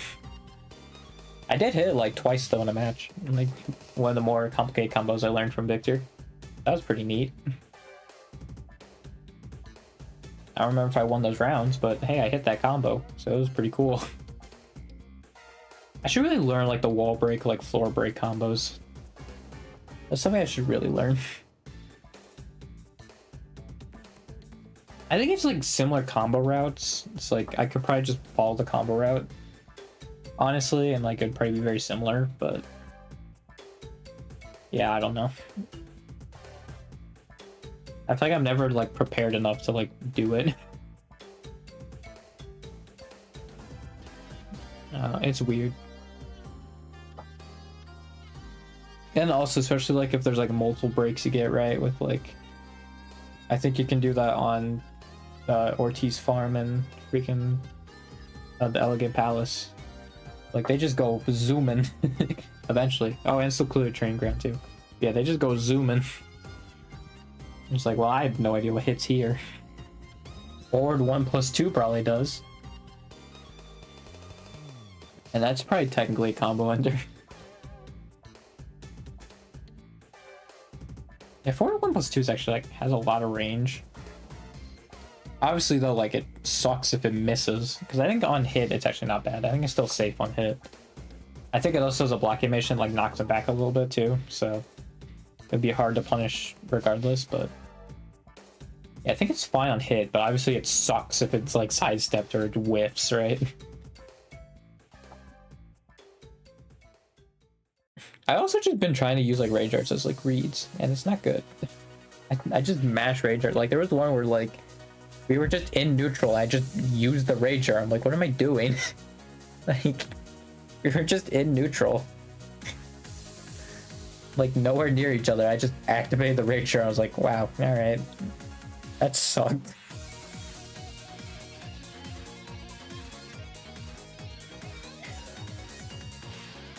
Ugh. Yeah, it's crazy how I'm like still actually doing decent. Yeah, because I guess also like Victor's stupid stuff, like it still works. Like, I guess for Elisa it's more a knowledge check, her stupid stuff, but with Victor, like his stupid stuff still works. It still works really well. So I think that's the main difference between the two characters. Well, I'm sure also there's like a playstyle difference I have with the two of them, but it's just so weird to me that I hit like a wall with Elisa, but with Victor, like I'm still rising. I'm definitely carried by Victor at this point.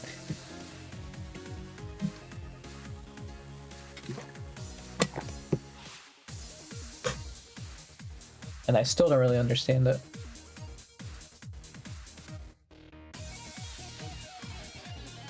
I did also rank up Dragunov and Lily again, just so I could see their stats like with everybody else, because obviously it's ordered by rank. So I just ranked them up, so I could see them. See, I think I got the rank because I hit Fujin, right? I'm pretty sure.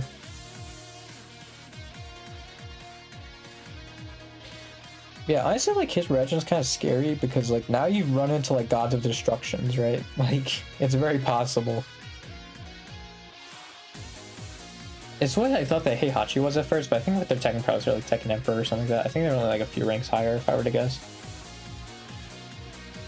Because also, I think if they were a God's Destruction, they would not have lost to me. Because I think with Victor's like back 1+2 is like it's very easily sidesteppable. There's also times where I would just mash it like 3 times in a row too. I would just go for like 3 times in a row. I'm like, I I don't care. I'm just gonna do this until it works. Because I think I just kept getting it with lows while I was trying to do it. And it's just like, I don't care. I think him having a Power Crush heat engager has ruined me. And I think I did say while learning June, like, if I actually got good with June, I think I'd actually get good at Tekken. Because I don't think June has a freaking heat engager, like, Power Crush heat engager. They don't have Lisa too, I don't think she has one either, but that might honestly be what carried me more with Victor, is that more than up 1+2. I mean, that still is carrying me, but like, I think back 1+2 is carrying me more. It's really funny.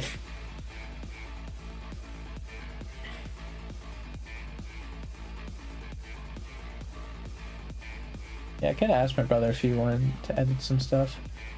I think my problem is though, is like, because this is just what you're looking at, right? And I think I talked about this last stream, it's just not with my brother editing, because no, I think the idea actually came before it, but like, this is just what you're looking at, so it's very hard to make a short out of it, right? Because at least like with VTubers, they still have their model moving around, right? And like people can be like, oh, that's a neat model. This is just it. Like the background doesn't even have anything to it, it's just a solid purple and orange background. That's all it is. It's like there's not even anything interesting happening on the screen. I guess that would be the best canvas for if my brother would want to learn video editing, right? Because then he can just do whatever he wants with it. You know, since there's not really anything else going on the screen. But I'm not even sure if he'd want to do it, right? I'd have to ask him. I'm honestly probably gonna do it over Discord message. Because I'm also socially anxious with my brother at this point. It's gotten that bad. Yeah, I could see if he wants to do that. It's honestly just like having like a consistent source of making shorts like that would also be great. That's like not me absolutely hating like doing it, right? And just doing the bare minimum of just having the short be a short, you know? That'd be nice.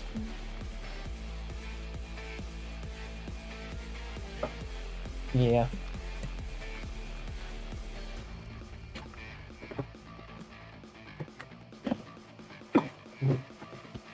I also think it's because of rank inflation Tekken for where I'm at. Because if I were to watch like back when the game first started on blue ranks, I'm sure a lot of those people have hit like Tekken God or like God of Destruction at this point. You know? Like they've ranked up high enough. Because like I don't think blue ranks were like this scrubby. Because I think before blue ranks were like in like February, right, or something like that. I think purple ranks are like top 10% of people in like February. That's where they were.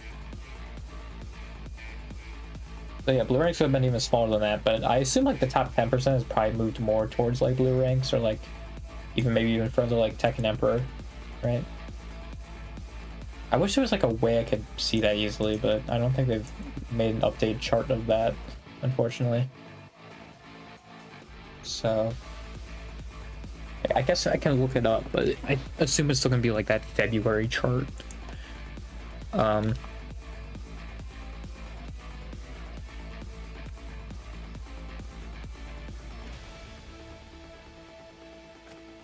Like it's probably still, yeah, 7 months ago.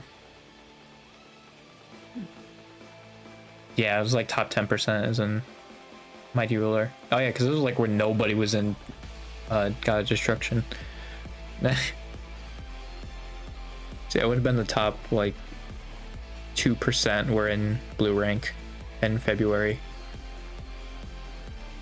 So yeah. Oh, there's a September one actually. Did I make an image for it? Where's this from? Oh, I think this is from even earlier because, oh yeah, in February 19th. This is February 29th. Oh, this is how many God Destructions for each character there were. Okay. Dragunov had the most. Wow, who would have guessed? Victor actually had the third most. Wow. This was in June to July. That's just number of people. That's in Tekken 7.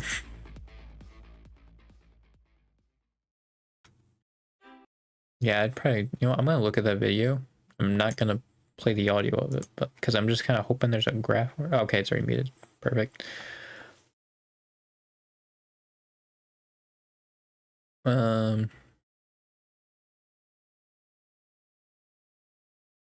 So, oh wow, actually, there's a lot of them. Blue rank, actually. Yeah, so that makes a lot of sense. A lot of blue ranks in September. Yeah, it's like the top like 15 now are in blue ranks. It's definitely very different now. That's crazy. Yeah, that would make sense then why there's still like so many scrubs that I'm still writing into. Like people are just getting hit with the dumb stuff still. Like that makes sense.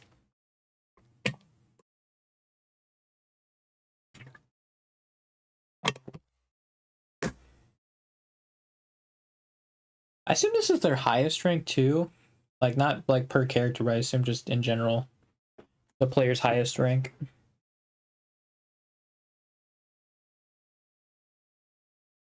Yeah.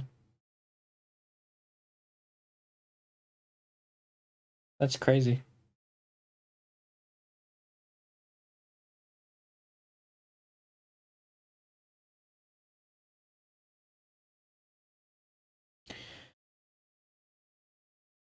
Oh, Tekken King's before Tekken Emperor. I don't know why I thought it was the other way around. Yeah, because I've also noticed with the new update of how the points work, like sometimes I would just win a match and get 1,000 points. And I was like, okay, that seemed like a lot. And like I'm not entirely sure why. Because even like that Heihachi with a lot of Tekken prowess, I didn't really get much from. I think it only looks at rank. It doesn't really look at Tekken prowess, but yeah, it's crazy.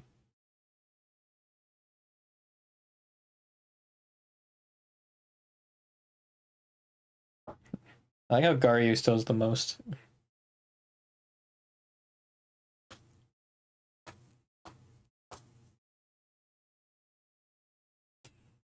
There's a lot of people in purple.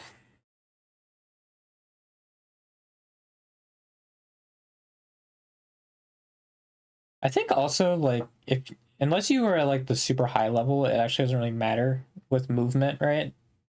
You don't really need to know movement. Maybe like sidestepping for defense, but I think with movement you don't need to know it as much. Like Korean backdash, it doesn't matter as much in Tekken 8 as it has in like previous Tekkens.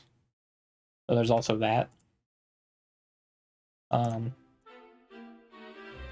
Yeah.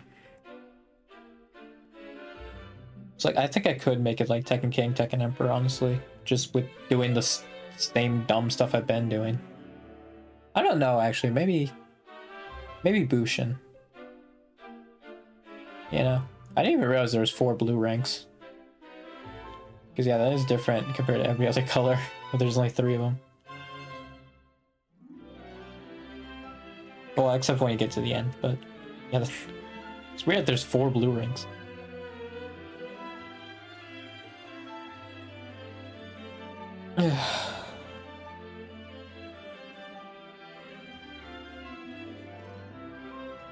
Yeah, I might end that too.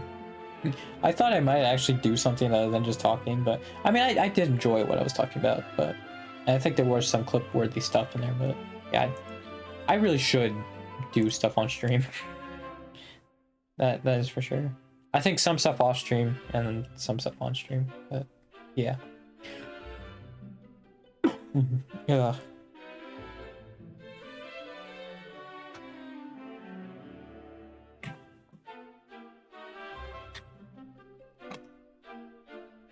And I think for combos for me, it's like I don't know how you remember like all of those combos that you need to do, right?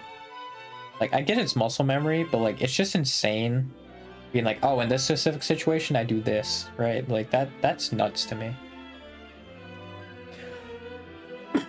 Like, I think honestly, I don't even know if I'd want to go for God of Destruction, because like it just seemed like you have to invest so much time into it, right?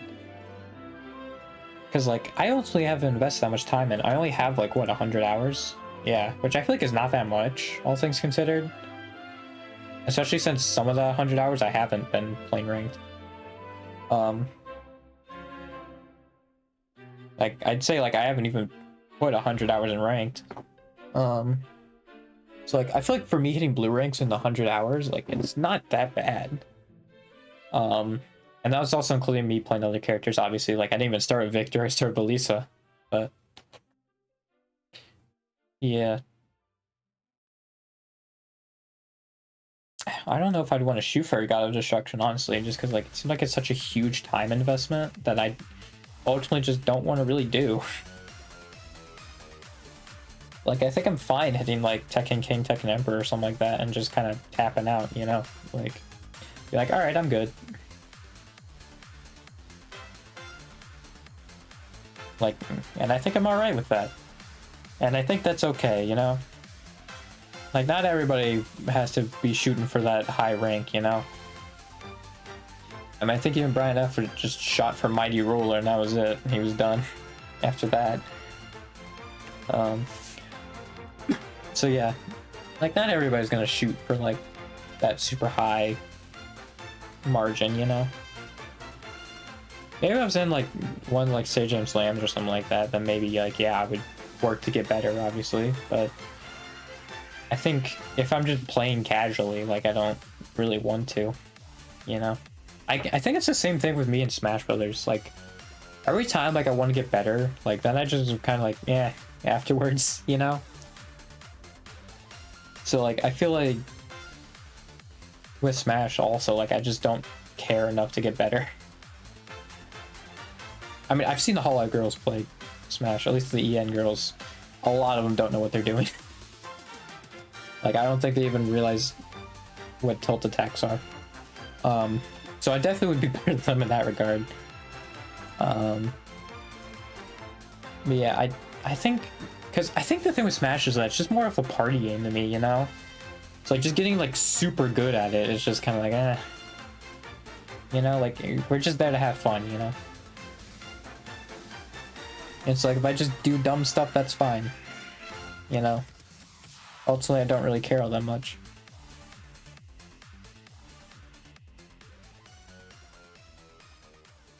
See, I think that's my thing with Smash.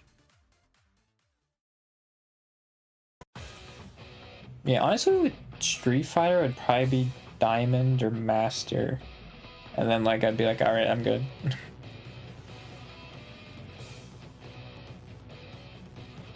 I think it would depend on how much I'd be enjoying the game, right?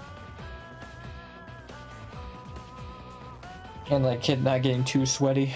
That's another thing, too, is, like, I feel like it just gets too sweaty. And, like, you just need to learn too much. I think I should say with sweaty, I feel like sweatiness is more of a FPS game issue than it is like a fighting game issue. Because fighting games is just like you learn more tech, right? And like you just remember what your opponent does, right? It's like I don't think it's really like being sweaty as it is with like FPS games. Where like, yeah, once you get to the sweaty stuff, it's just not fun anymore, you know? I don't enjoy it. That was my problem, I think, with like Siege, and then like even when I went back to Black Ops 4, that like Christmas, I think it was like 2 years ago, like it just wasn't fun once the sweats just showed back up again. I think it's just because my problem also with Call of Duty is like it just absolutely, like if you're losing, like you just will lose even harder, and then it's just not fun. Like I get how kill streaks can be fun for the person who's doing well, but like for the people who are already like not doing great, it just sucks. It's just not fun anymore. It's like, well, this game's a wash, you know? Like, and I still have those in Black Ops 4, right? It's just like even when the game was the newest Call of Duty, it's just, yeah. Those games were just never fun. Not the Call of Duty games, because I did enjoy them, but like, well, the Modern Warfare 2019 I did not enjoy, but like Black Ops 4, Black Ops 3 for a little bit there, like the games were enjoyable. It's just like when you get those games that are just like, oh, spamming a bunch of kill streaks on you. It's just like, well, that's not fun.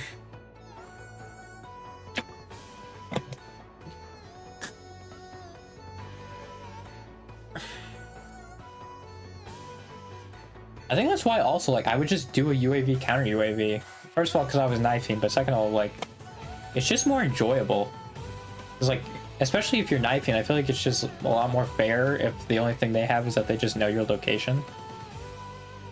Like, then I feel like it's not as annoying, right? Because also Black Ops 4, they had the acoustic sensor, which basically would do that anyway. So, like, yeah, I feel like it just wasn't that... Like, I feel like that was more fine.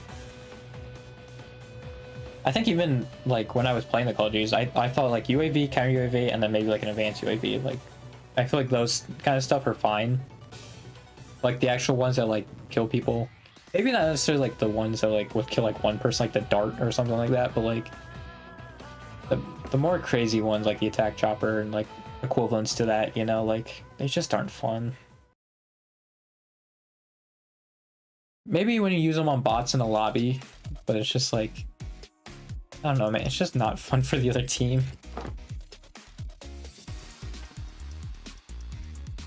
I think it's also why I just preferred Siege too, because like they obviously didn't have any kill streaks or anything like that. If you did good, you just did good, you know? There wasn't really any boost from it. Other than obviously helping your team win, like that was it.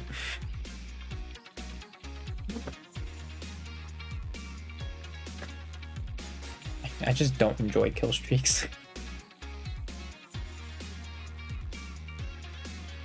Yeah, it's fun when you get them. It's just not fun when they're used on you at all. I feel like that's also why it's hard for new players to get into Call of Duty. It's just because like they'll just get hit with a bunch of score streaks and then they just can't do anything. And they're like, well, this game sucks, and then they just leave. Obviously, like that, I don't think that's that big of an issue. Like Call of Duty is very mainstream now, but yeah, I feel like it would definitely make some people not want to play it, or make people stop playing it. Although for me, it was just because knifing sucked in Call of Duty 2019, like Modern Warfare 2019. It just sucked. It was not fun.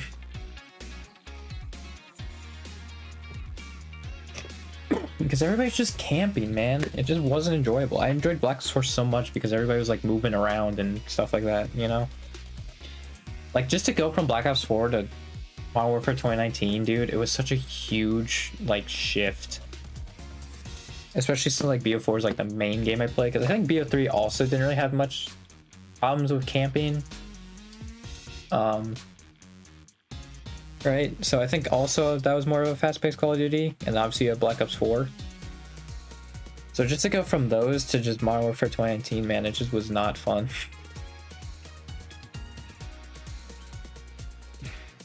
I didn't enjoy it at all. And then I didn't play a Call of Duty game since. So yeah. I don't remember if I played Warzone at all. I might have. When it was still like, I think a part of Modern Warfare 2019, right? I think I might have played it then, but I think I did actually. I think I did play Warzone a little bit, but yeah.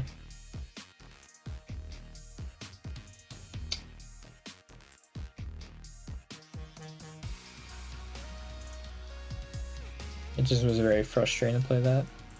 Even with the Riot Shield, man, it was so frustrating. Because they're always just sitting like corners or something like that, and it's like, well, great, dude, awesome. Love that. And yeah, you didn't have acoustic sensor either to really rat them out either.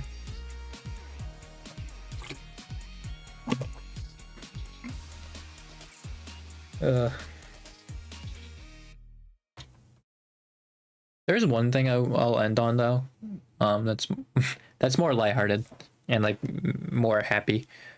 So I think it was yesterday.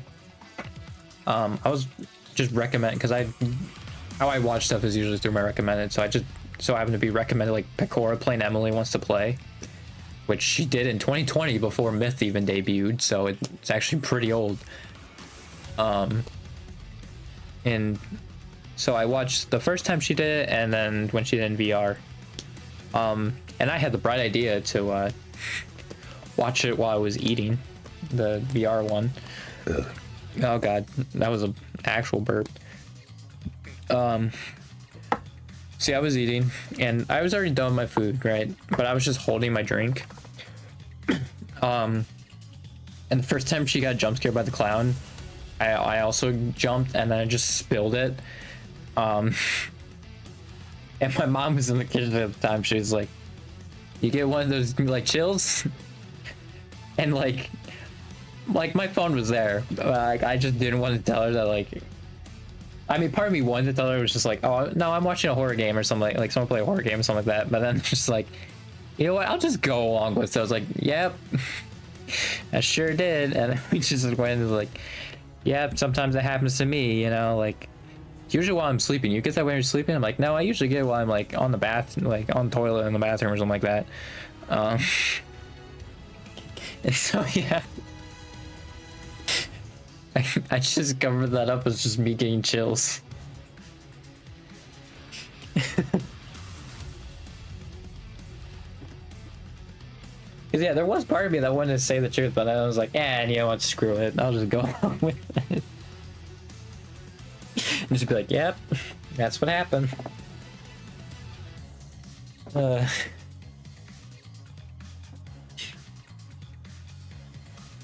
It's so funny.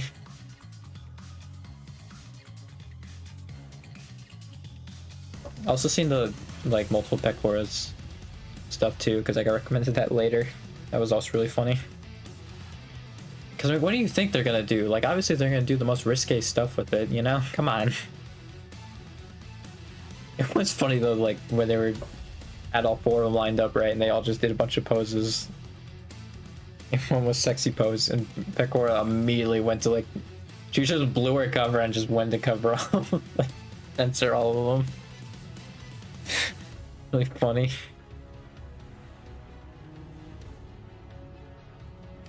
It's like, come on, whenever you give people the liberty just to do whatever they want with your outfit or like your persona, dude, like, come on, they're gonna do whatever they want with it.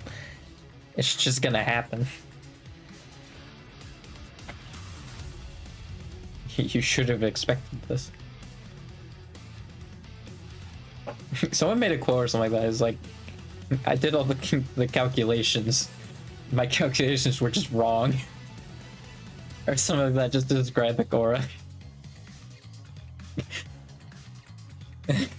I looked through all my calculations, but my calculations were wrong. Like the math was wrong or something like that.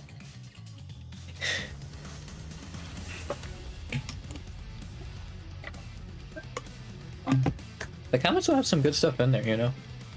Like some pretty witty stuff. And then there's also people just freaking outing their PLs. I'm just like, great, that's very awesome of you. Very cool.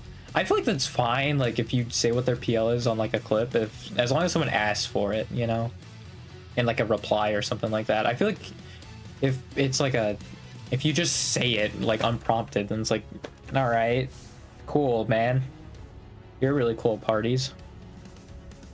And then what made it even worse also is that the one person I saw do it literally said cringe or something like that to like someone just like saying just like, oh, I want to see my kiss or something like that. Like it was kind of like a throwaway thing, and they just like cringe or like ew or something like that, and then they just put the person's PL there. It's like, well, you're a terrible person. All right.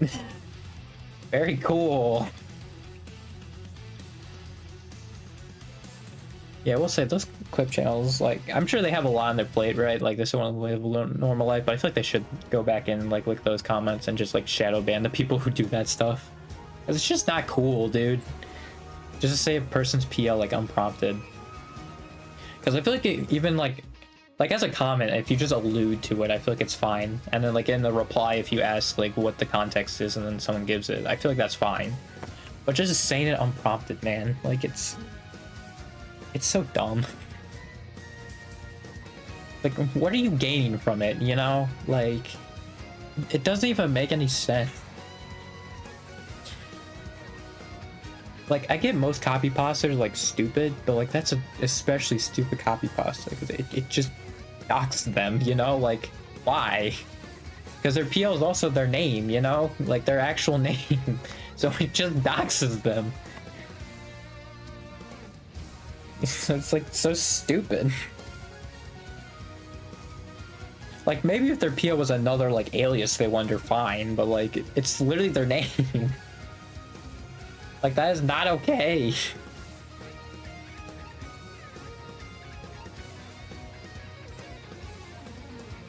Yeah, I just hope, like, the people who make the clip channels, like, shadow ban people who do that. Because I'm pretty sure they can, right? They can just have a setting. I can see, because there are people in comment. I think you can, like, basically shadow ban them. Yeah, hide user from channel, yeah. So that essentially shadow bans them. And I believe nobody sees it, so. Yeah, I wish the Clippers would do that sometimes if stuff like that shows up, but I also get it that they're probably like, that's not high on their priority list. It's just, it just sucks.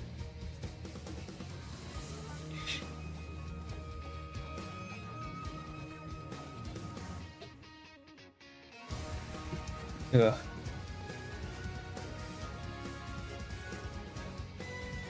Yeah, I think I briefly touched on the Minahara thing, but like, yeah, that phenomenon is like crazy. Yeah, they're just barely clearly like mentally insecure and like mentally like have something wrong with them, and it's just, yeah, that's crazy. I'm sure there's like a line there, right, that like is okay somewhere. It's just not where people are putting it, you know? Like, I'm sure there's a certain point when it's fine, but I think with most people, they're past that point. And it's just kind of weird. But yeah, there's that. Like, I think using it as like the quirky girl is fine, you know? Like, that's fine, as long as you don't like misrepresent like ADHD, autism, because I assume that's usually typically what the quirky girl is like. They have those types of tendencies. So as long as you just don't like misrepresent that, I feel like it's fine. If you actually like represent it, it's alright then. And obviously, I think because the one I'm thinking of is Shiori. I'm pretty sure Shiori she already has that. You know, I don't think she's faking it. That would be crazy if that were the case. Same with Mume. Mume's definitely not faking it either. She said he had ADHD, right? I'm pretty sure. I think I said before though too, like I would not be surprised if most of the girls just like, because content creation I think naturally just breeds it. Like if like half of them had or like neurodivergent, it would not surprise me in the slightest. You know.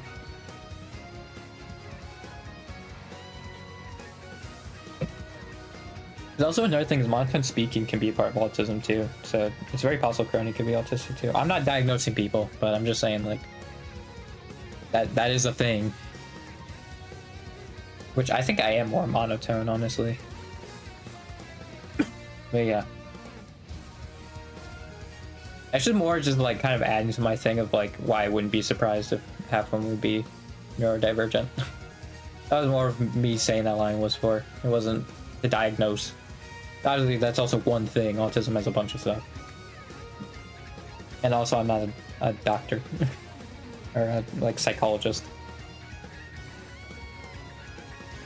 I think I want to like minor in psychology, but yeah, I'm not a psychologist, so. And I think also even then, like you can't diagnose someone over like their online presence either. You'd have to know them like personally, or know more of their personal stuff to make a diagnosis. Especially since some of this stuff is like fidgeting or like stuff they do physically, and obviously, if they have a VTuber model, it doesn't show up that well. Like maybe if there's some like messing with something you can hear, like then you can make a diagnosis there, but. Yeah, if it's not them doing something that you can hear, then I don't think you really could. I think even with their 3Ds, it'd be hard to diagnose like with what they're doing, right? Because I feel like even when I'm like standing, I don't really like tap my knee up and down a lot. It's just mostly when I'm sitting. I'll just bounce my knee up and down. But I think actually like I'll usually like lift my heels up or something like that when I'm standing. Or no, I'll just like lean back a little bit, like go into like a stance, like leaning back a little bit with my feet. That's usually what I do.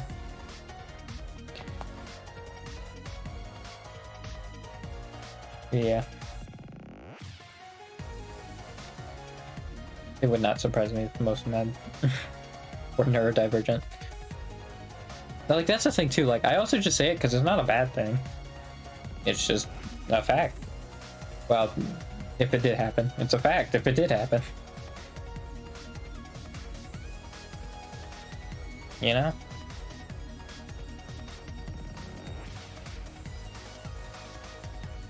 I mean, also, like, I feel like there's huge dedication to their job, right? I feel like that also in itself could be, like, a huge hyperfixation as well. Right? That it could be hyperfixated on that. So that could also be another thing. Again, I'm not trying to diagnose them, I'm just, like, saying that. I'm just throwing stuff out there. And also, that's not directed towards anybody in particular, so I think that's fine for me to say. I feel like also it's more okay for me to say that stuff too, because I'm most likely neurodivergent. I mean, my mom said from everything she's seen, like, I am autistic, but I still don't want to, like, fully say it yet until I actually get the diagnosis. Even though, like, yeah, I'm sure I do, because I'm sure, like, me fidgeting a bunch is not neurotypical. Like, I basically have to be constantly moving. I'm sure that's not neurotypical. Well, I actually can be, because you can get that from other people, but I don't think I noticed anybody doing it. So yeah, I think it is more for me being neurodivergent. Because yeah, the thing with like picking it up is like you notice someone else doing it, so then you start doing it. Yeah, I don't think I really noticed anybody else doing it, so then I started doing it. And I think I even saw like the bullet points, because I think my brother got to take his home on like his diagnosis. It was for ADHD. And I think I fit like half of them. Or just like 5 or something like that. It was a decent chunk. I could like relate with like immediately. So yeah, I probably like that's why I say like I'm neurodivergent. But like I won't say specifically. Because yeah, I think I am neurodivergent. It's just I don't know exactly what kind of neurodivergent I am, so I just don't want to like say it, like publicly at least.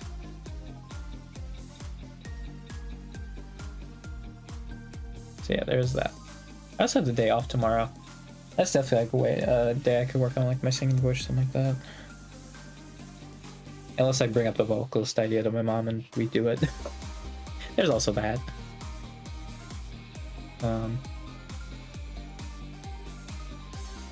Yeah, I think honestly my vocalist change would just be singing songs. You know?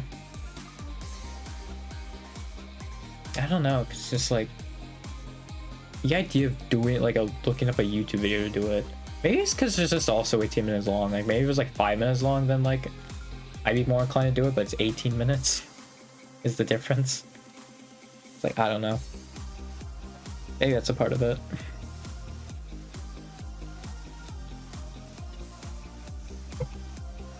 Yeah, I don't know.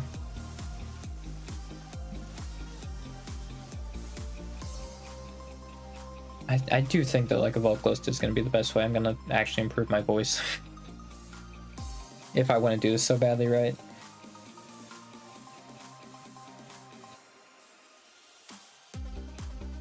It just means I'd have even less free time, but I mean, it is learning something I want to do, so I feel like it's probably more alright. It just probably could not be on Wednesdays, at least for this first half of the year.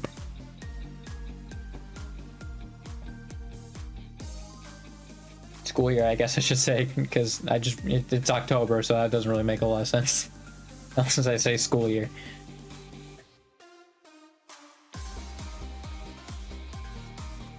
Yeah, I might end it like 15 minutes early. That's fine. Honestly, I wanted to end it at 2, and then I kept going. So I think that was also like the first time I talked about video games in like a minute. I think it was since that one dude who called me the Wii Sports guy came in, which I don't remember when that was, but it was a few streams ago. But even then, before that, I have no idea. Oh no, I think I talked about Tekken. So I keep forgetting, like yeah, Tekken's a game. I think like just like a game I haven't been playing recently. It's probably more of what I was thinking of. That's probably more in line with it. So yeah. Yeah, I think we're done here. I also feel a lot better about it, because that's another thing too, is like I don't raid people, and I think the main thing was just like I just didn't feel comfortable rating people because I'm just talking exclusively about politics, right? Them just like rating someone who's like just having a good time there. And this time I don't think I really did, except maybe the very beginning. But even that, I don't think I really did. So I think we're good on that. This is like the first time I really didn't talk about politics that much. So yay. I guess my one thing I'll say for that is that I think where like the 538 report is at, I think Kamala still wins. I think as long as like Pennsylvania or Wisconsin doesn't cross over into like more likely Republican to win and like go into lean territory, I think she'll be fine. But I think Michigan, the threshold's probably a little lower, because if there's one state I would think would do worse for Kamala, it'd be Michigan. But yeah, otherwise I think as long as she's like ahead, she'll be fine. Or like down by like a very small amount. I think she's still the favorite to win it. So that's all I gotta say about that.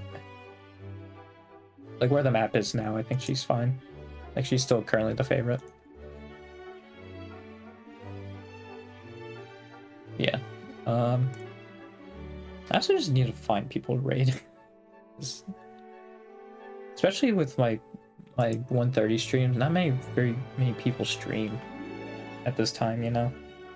Maybe I need to find more like overseas people. Because yeah, this is not a very popular time for American streamers. I would guess, you know? So like that's also a problem. I don't think there's really anything. Oh, that's not muted. And check if it was muted. It was not muted.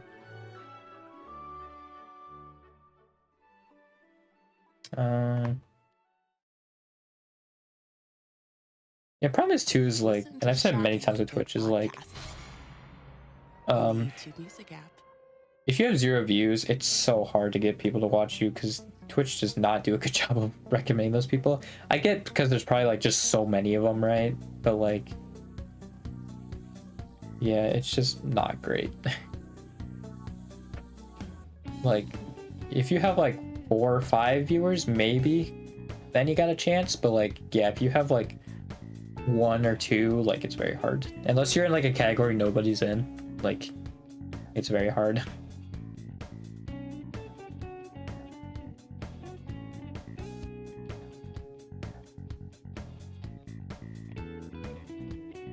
Yeah. I don't know if I'm gonna raid anyone actually. It's just like, don't got much.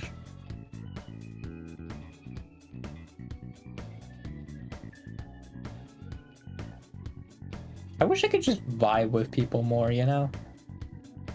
I feel like that'd be cool. I think that's why I want to chat, man. It's just so I can vibe with people. I don't really have any.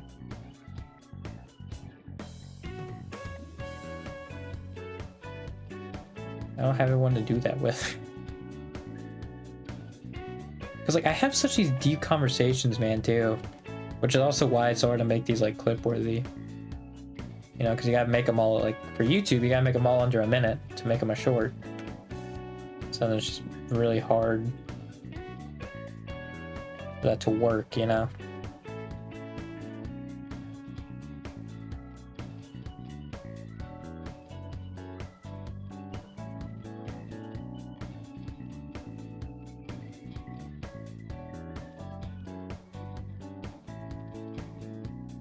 Oh, that's a VTuber playing Hoi 4. That's not what I was expecting. Wow. It looks like they're Russian too from their title. I think it was Russian. It was freaking, was it Slavic? Slavic, that's for sure. I think it was Russian.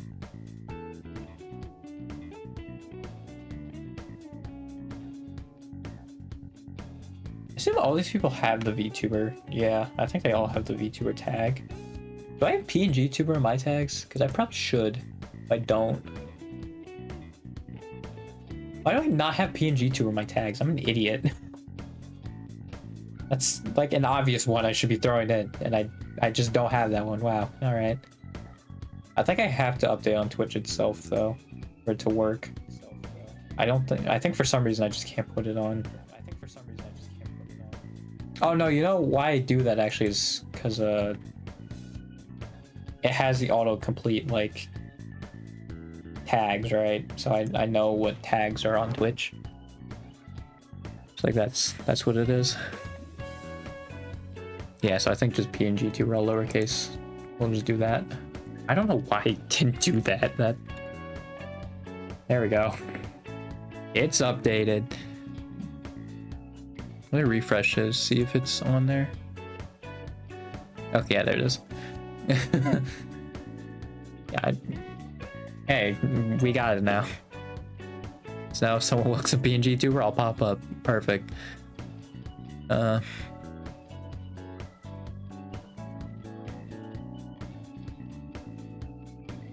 so like if I were to look up PNG Tuber.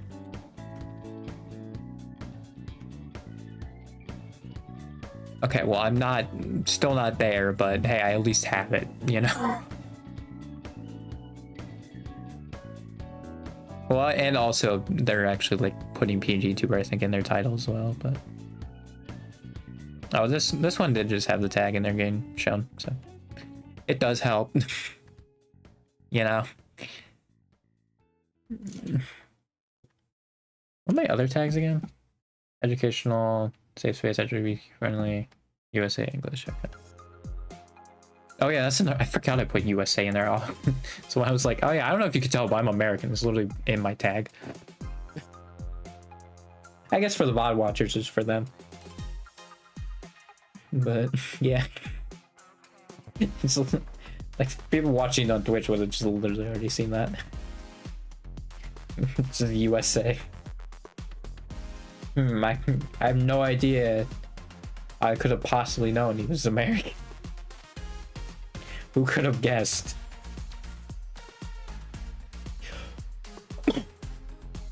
Yeah. I would say my brother wants to like actually edit stuff. Like I am probably gonna have to actually be on like making clips of stuff, especially for stuff like this. I think if it's for like a game, then it's fine. I think for stuff like the talking stream, I need to probably point it out more, especially early on, because I don't think he really wants to go through 2.5 hours of me just talking about stuff. Like I should at least give him like the timestamps or something like that. It's actually gonna be hard because it's gonna be different for Twitch and YouTube, so that one's gonna be harder. But yeah, maybe I go back in and do that. Make clips, because I haven't done that since, when was it, 3 months ago? Like the beginning of summer. It was yeah, it was 3 months ago. Does that have the date? It might. Maybe I'm not streaming, it'll pop up the date, but yeah, over 3 months ago. Are you hearing double? You might have been hearing double. I'm sorry about that. Whoops. Hey, at least that one's not clip worthy. We're good. It's fine. Yeah, that should be that should be fine. I think I'll finally end it though. I just kept going, man.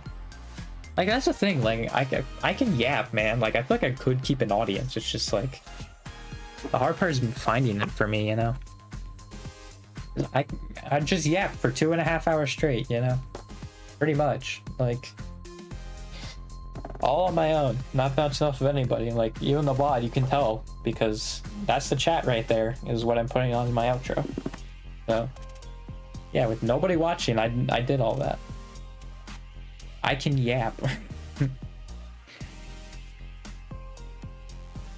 that's another thing too, is like, yeah, I think that long yapping ability too is also probably, it's probably more likely associated with neurodivergency, but again, I probably shouldn't be saying stuff like this because it can be damaging. Actually, go get a diagnosis, people. Don't listen to strangers talk about this stuff. Because if you aren't neurodivergent, then it's very damaging. So go get a freaking diagnosis from an actual psychologist. Alright. I'll see you Tuesday. This week's gonna go. Honestly, the school year for me is gonna just fly by because I do freaking nothing. So yeah, this entire school year is just gonna fly by. And also, like, because I don't care about school either, I think is the thing too. Which, I don't know if that would make it faster or slower. I think in most other years, it would just make it slower, but I feel like in this case, for some reason, it would make it faster. I don't know. It's weird. Like, I'm already a fourth through the year. Thank you, Streamlabs. Like, I'm already almost a fourth through the year. Which is not great, because I need to apply to colleges too. There's so much stuff I need to do, man. See, like, if I could have taken care of myself earlier, and again, I'm not blaming my mom for this, but man, I would not be as much of a mess as I am now and just forget as much as I did. But I guess it's good that I've only missed one stream then, and honestly impressive. Like, in the last like few years, I've only like really forgotten about one stream. That's a good thing. But yeah, I'll see you Tuesday then, or something. They'll probably just be yapping again. I'm thinking maybe once the election's done, like, then I'll probably stop yapping as much. We'll see. I don't know. Because obviously that's one thing that's just occupying my brain right now, and yeah, maybe once that's done, especially if Kamala wins, like that'll just be one less thing I have to worry about until January 6th, and then we'll worry about that again. But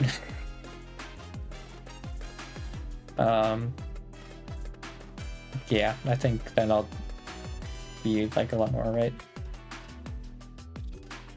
Like, maybe I should just try stuff. Maybe I should try React stuff. I just don't think it really works with a PNG tuber. Because even with like a VTuber, you can still like see the reaction for the most part. But with a PNG tuber, you just see nothing. Right? It's like, I feel like it's still weird to do React content. I think that's why, like, I wanted to make bits of like clips I've seen on TikTok, because like it's similar to like reacting to it essentially, but like it at least puts my own spin on it, right? And like it just puts a spin on the freaking the content, right? So it just doesn't feel like I'm just ripping them off, you know? And like, I'm not saying like Nags, like Coefficient, like any of them do that. I'm just saying, like, for me personally, I just feel like, because you don't see my reaction, because that's different. Nags and like Coefficient, you see the reaction, right? So it's still their content. But with me, you don't see anything. You just would see the PNG. which has no emotion. I mean, I would like a model, but like, again, money. So yeah, there's that. I think it's also like it probably wouldn't even be that great either. Like it wouldn't probably be that expressive. I guess it depends on how far your VTubing has come along and like what's considered cheap at this point. You know, it would just entirely depend on that. Yeah. Like how I said, like I was gonna end a half hour early, and then I just actually ended on normal time because I just kept going. I can, yeah, man. I can probably keep that audience. It's just, boy, am I gonna not probably create one. Especially when you're just doing it on your own, man. It's real hard. God dang it. I hate it. I feel like the thing is though with like me is like I feel like I'd be a great like if you want to take a risk on a talent, right, and see how it does. I feel like I would be someone who's like a good experiment. And like I feel like that sounds weird, right? But like I feel like I would be a good experiment for like companies that would want to take a risk on someone like that, right? Someone who like makes their political views very clear, like stuff like that. I feel like it's also hard though, because like I'm so anti like capitalism, right? Like I don't know if the company would like that. Like I think the people who wouldn't really care about it as much, like I think Yago's someone who's like that. Like I think they would be the one who wouldn't really care about stuff like that, right? And like also obviously there's exceptions to everything I'm saying, right? So like I feel like as long as I just preface like of course there's exceptions, right? Then I feel like it's fine. If I just say most companies are like that, right? Then I feel like it's fine. Because I mean it is true, like not all companies are like that. It's just the vast majority, like probably like 90%. You know, and maybe even that's too generous. Yeah, there's always exceptions and stuff. Yeah, I feel like I would be a great person. Like if they just want to take a risk on someone to be controversial, it would be me. You know. I think though, like that only would work with Hololive, like just to get a controversial figure in there and like Hololive and just see how it works. I could say it'd be Holostars, but yeah, just kind of taking like someone who'd have controversial opinions, even though it's like my controversial opinion would literally be like, hey, let's make the world a better place for everybody. Like essentially, you know, which is why it also always bothers me that leftists like take like the biggest hit. Because all they want to do is just make the world a better place for everybody. Like that's their end goal. It's so frustrating when they just like get crapped on all the time and just like hated on. But yeah. It would be a very interesting experiment, especially for like if someone like Hololive were to have someone like me on there. The thing is also like maybe like before when they had a lot more controversy, I think they'd be more fine with it. But I think now like they haven't really had like any controversy, like at least in the last like year, I think. Yeah, because even the Dez and Vesper stuff was like over a year ago at this point. So I think in the last like year they really haven't had any controversy. Or like maybe it's like small stuff, but yeah, I think it would be like a weird time. I feel like the only time that would really be right is when, well, I don't know. I feel like it's either when there's like no controversy like now or like when there's a lot. I think if there's some like weird middle ground, then like it's probably not great. Right? Like, I don't know. Maybe just when there is none. Yeah, maybe this is like, this would be the best time to do it. Because I think they also are really good at like crisis controlling, you know? Like diffusing the situation.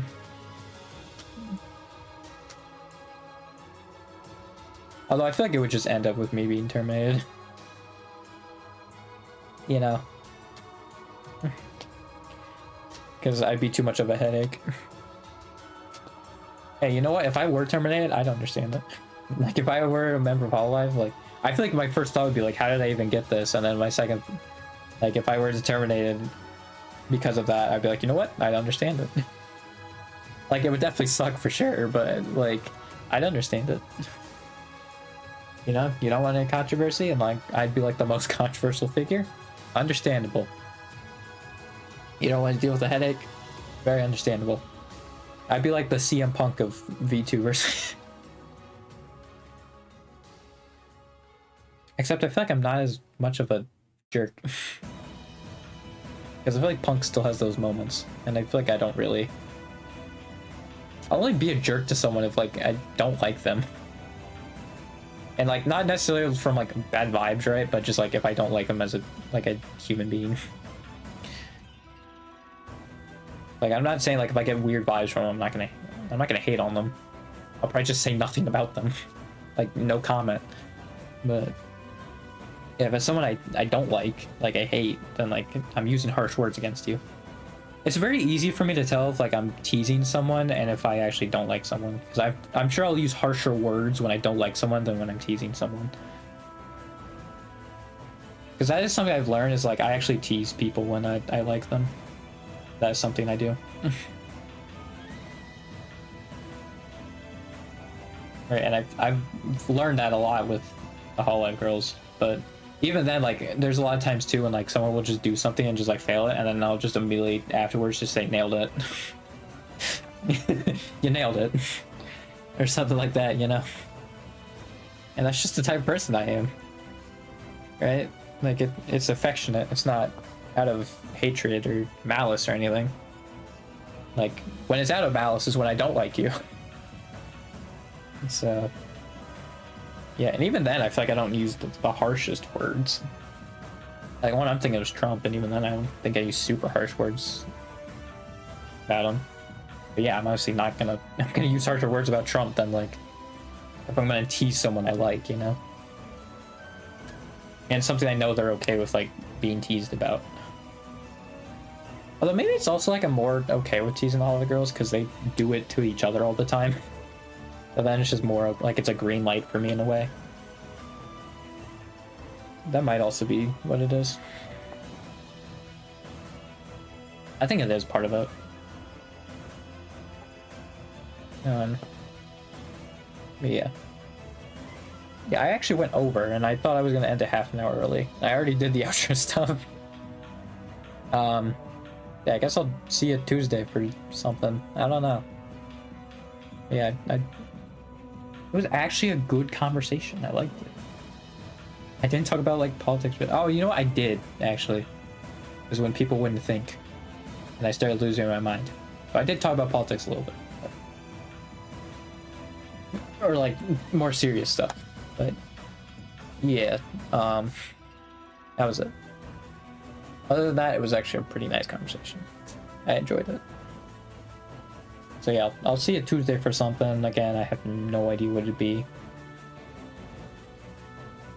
I should try playing console games, man. Again, man. A man. I should try. I think once I start doing that, then like I'll be more willing to play stuff like that again, especially on stream. I should definitely be more open to it. You know? I think that's another thing. So yeah, maybe a console game, or maybe just another game. Who knows? Find out on Tuesday. Maybe I'll just talk about stuff again. Although I don't know, I yapped for 2.5 hours, and typically when I have streams like this, I have not a whole lot more to yap about. So I don't know. Probably a console game or something like that. See you Tuesday to find out. Goodbye, finally, for real this time.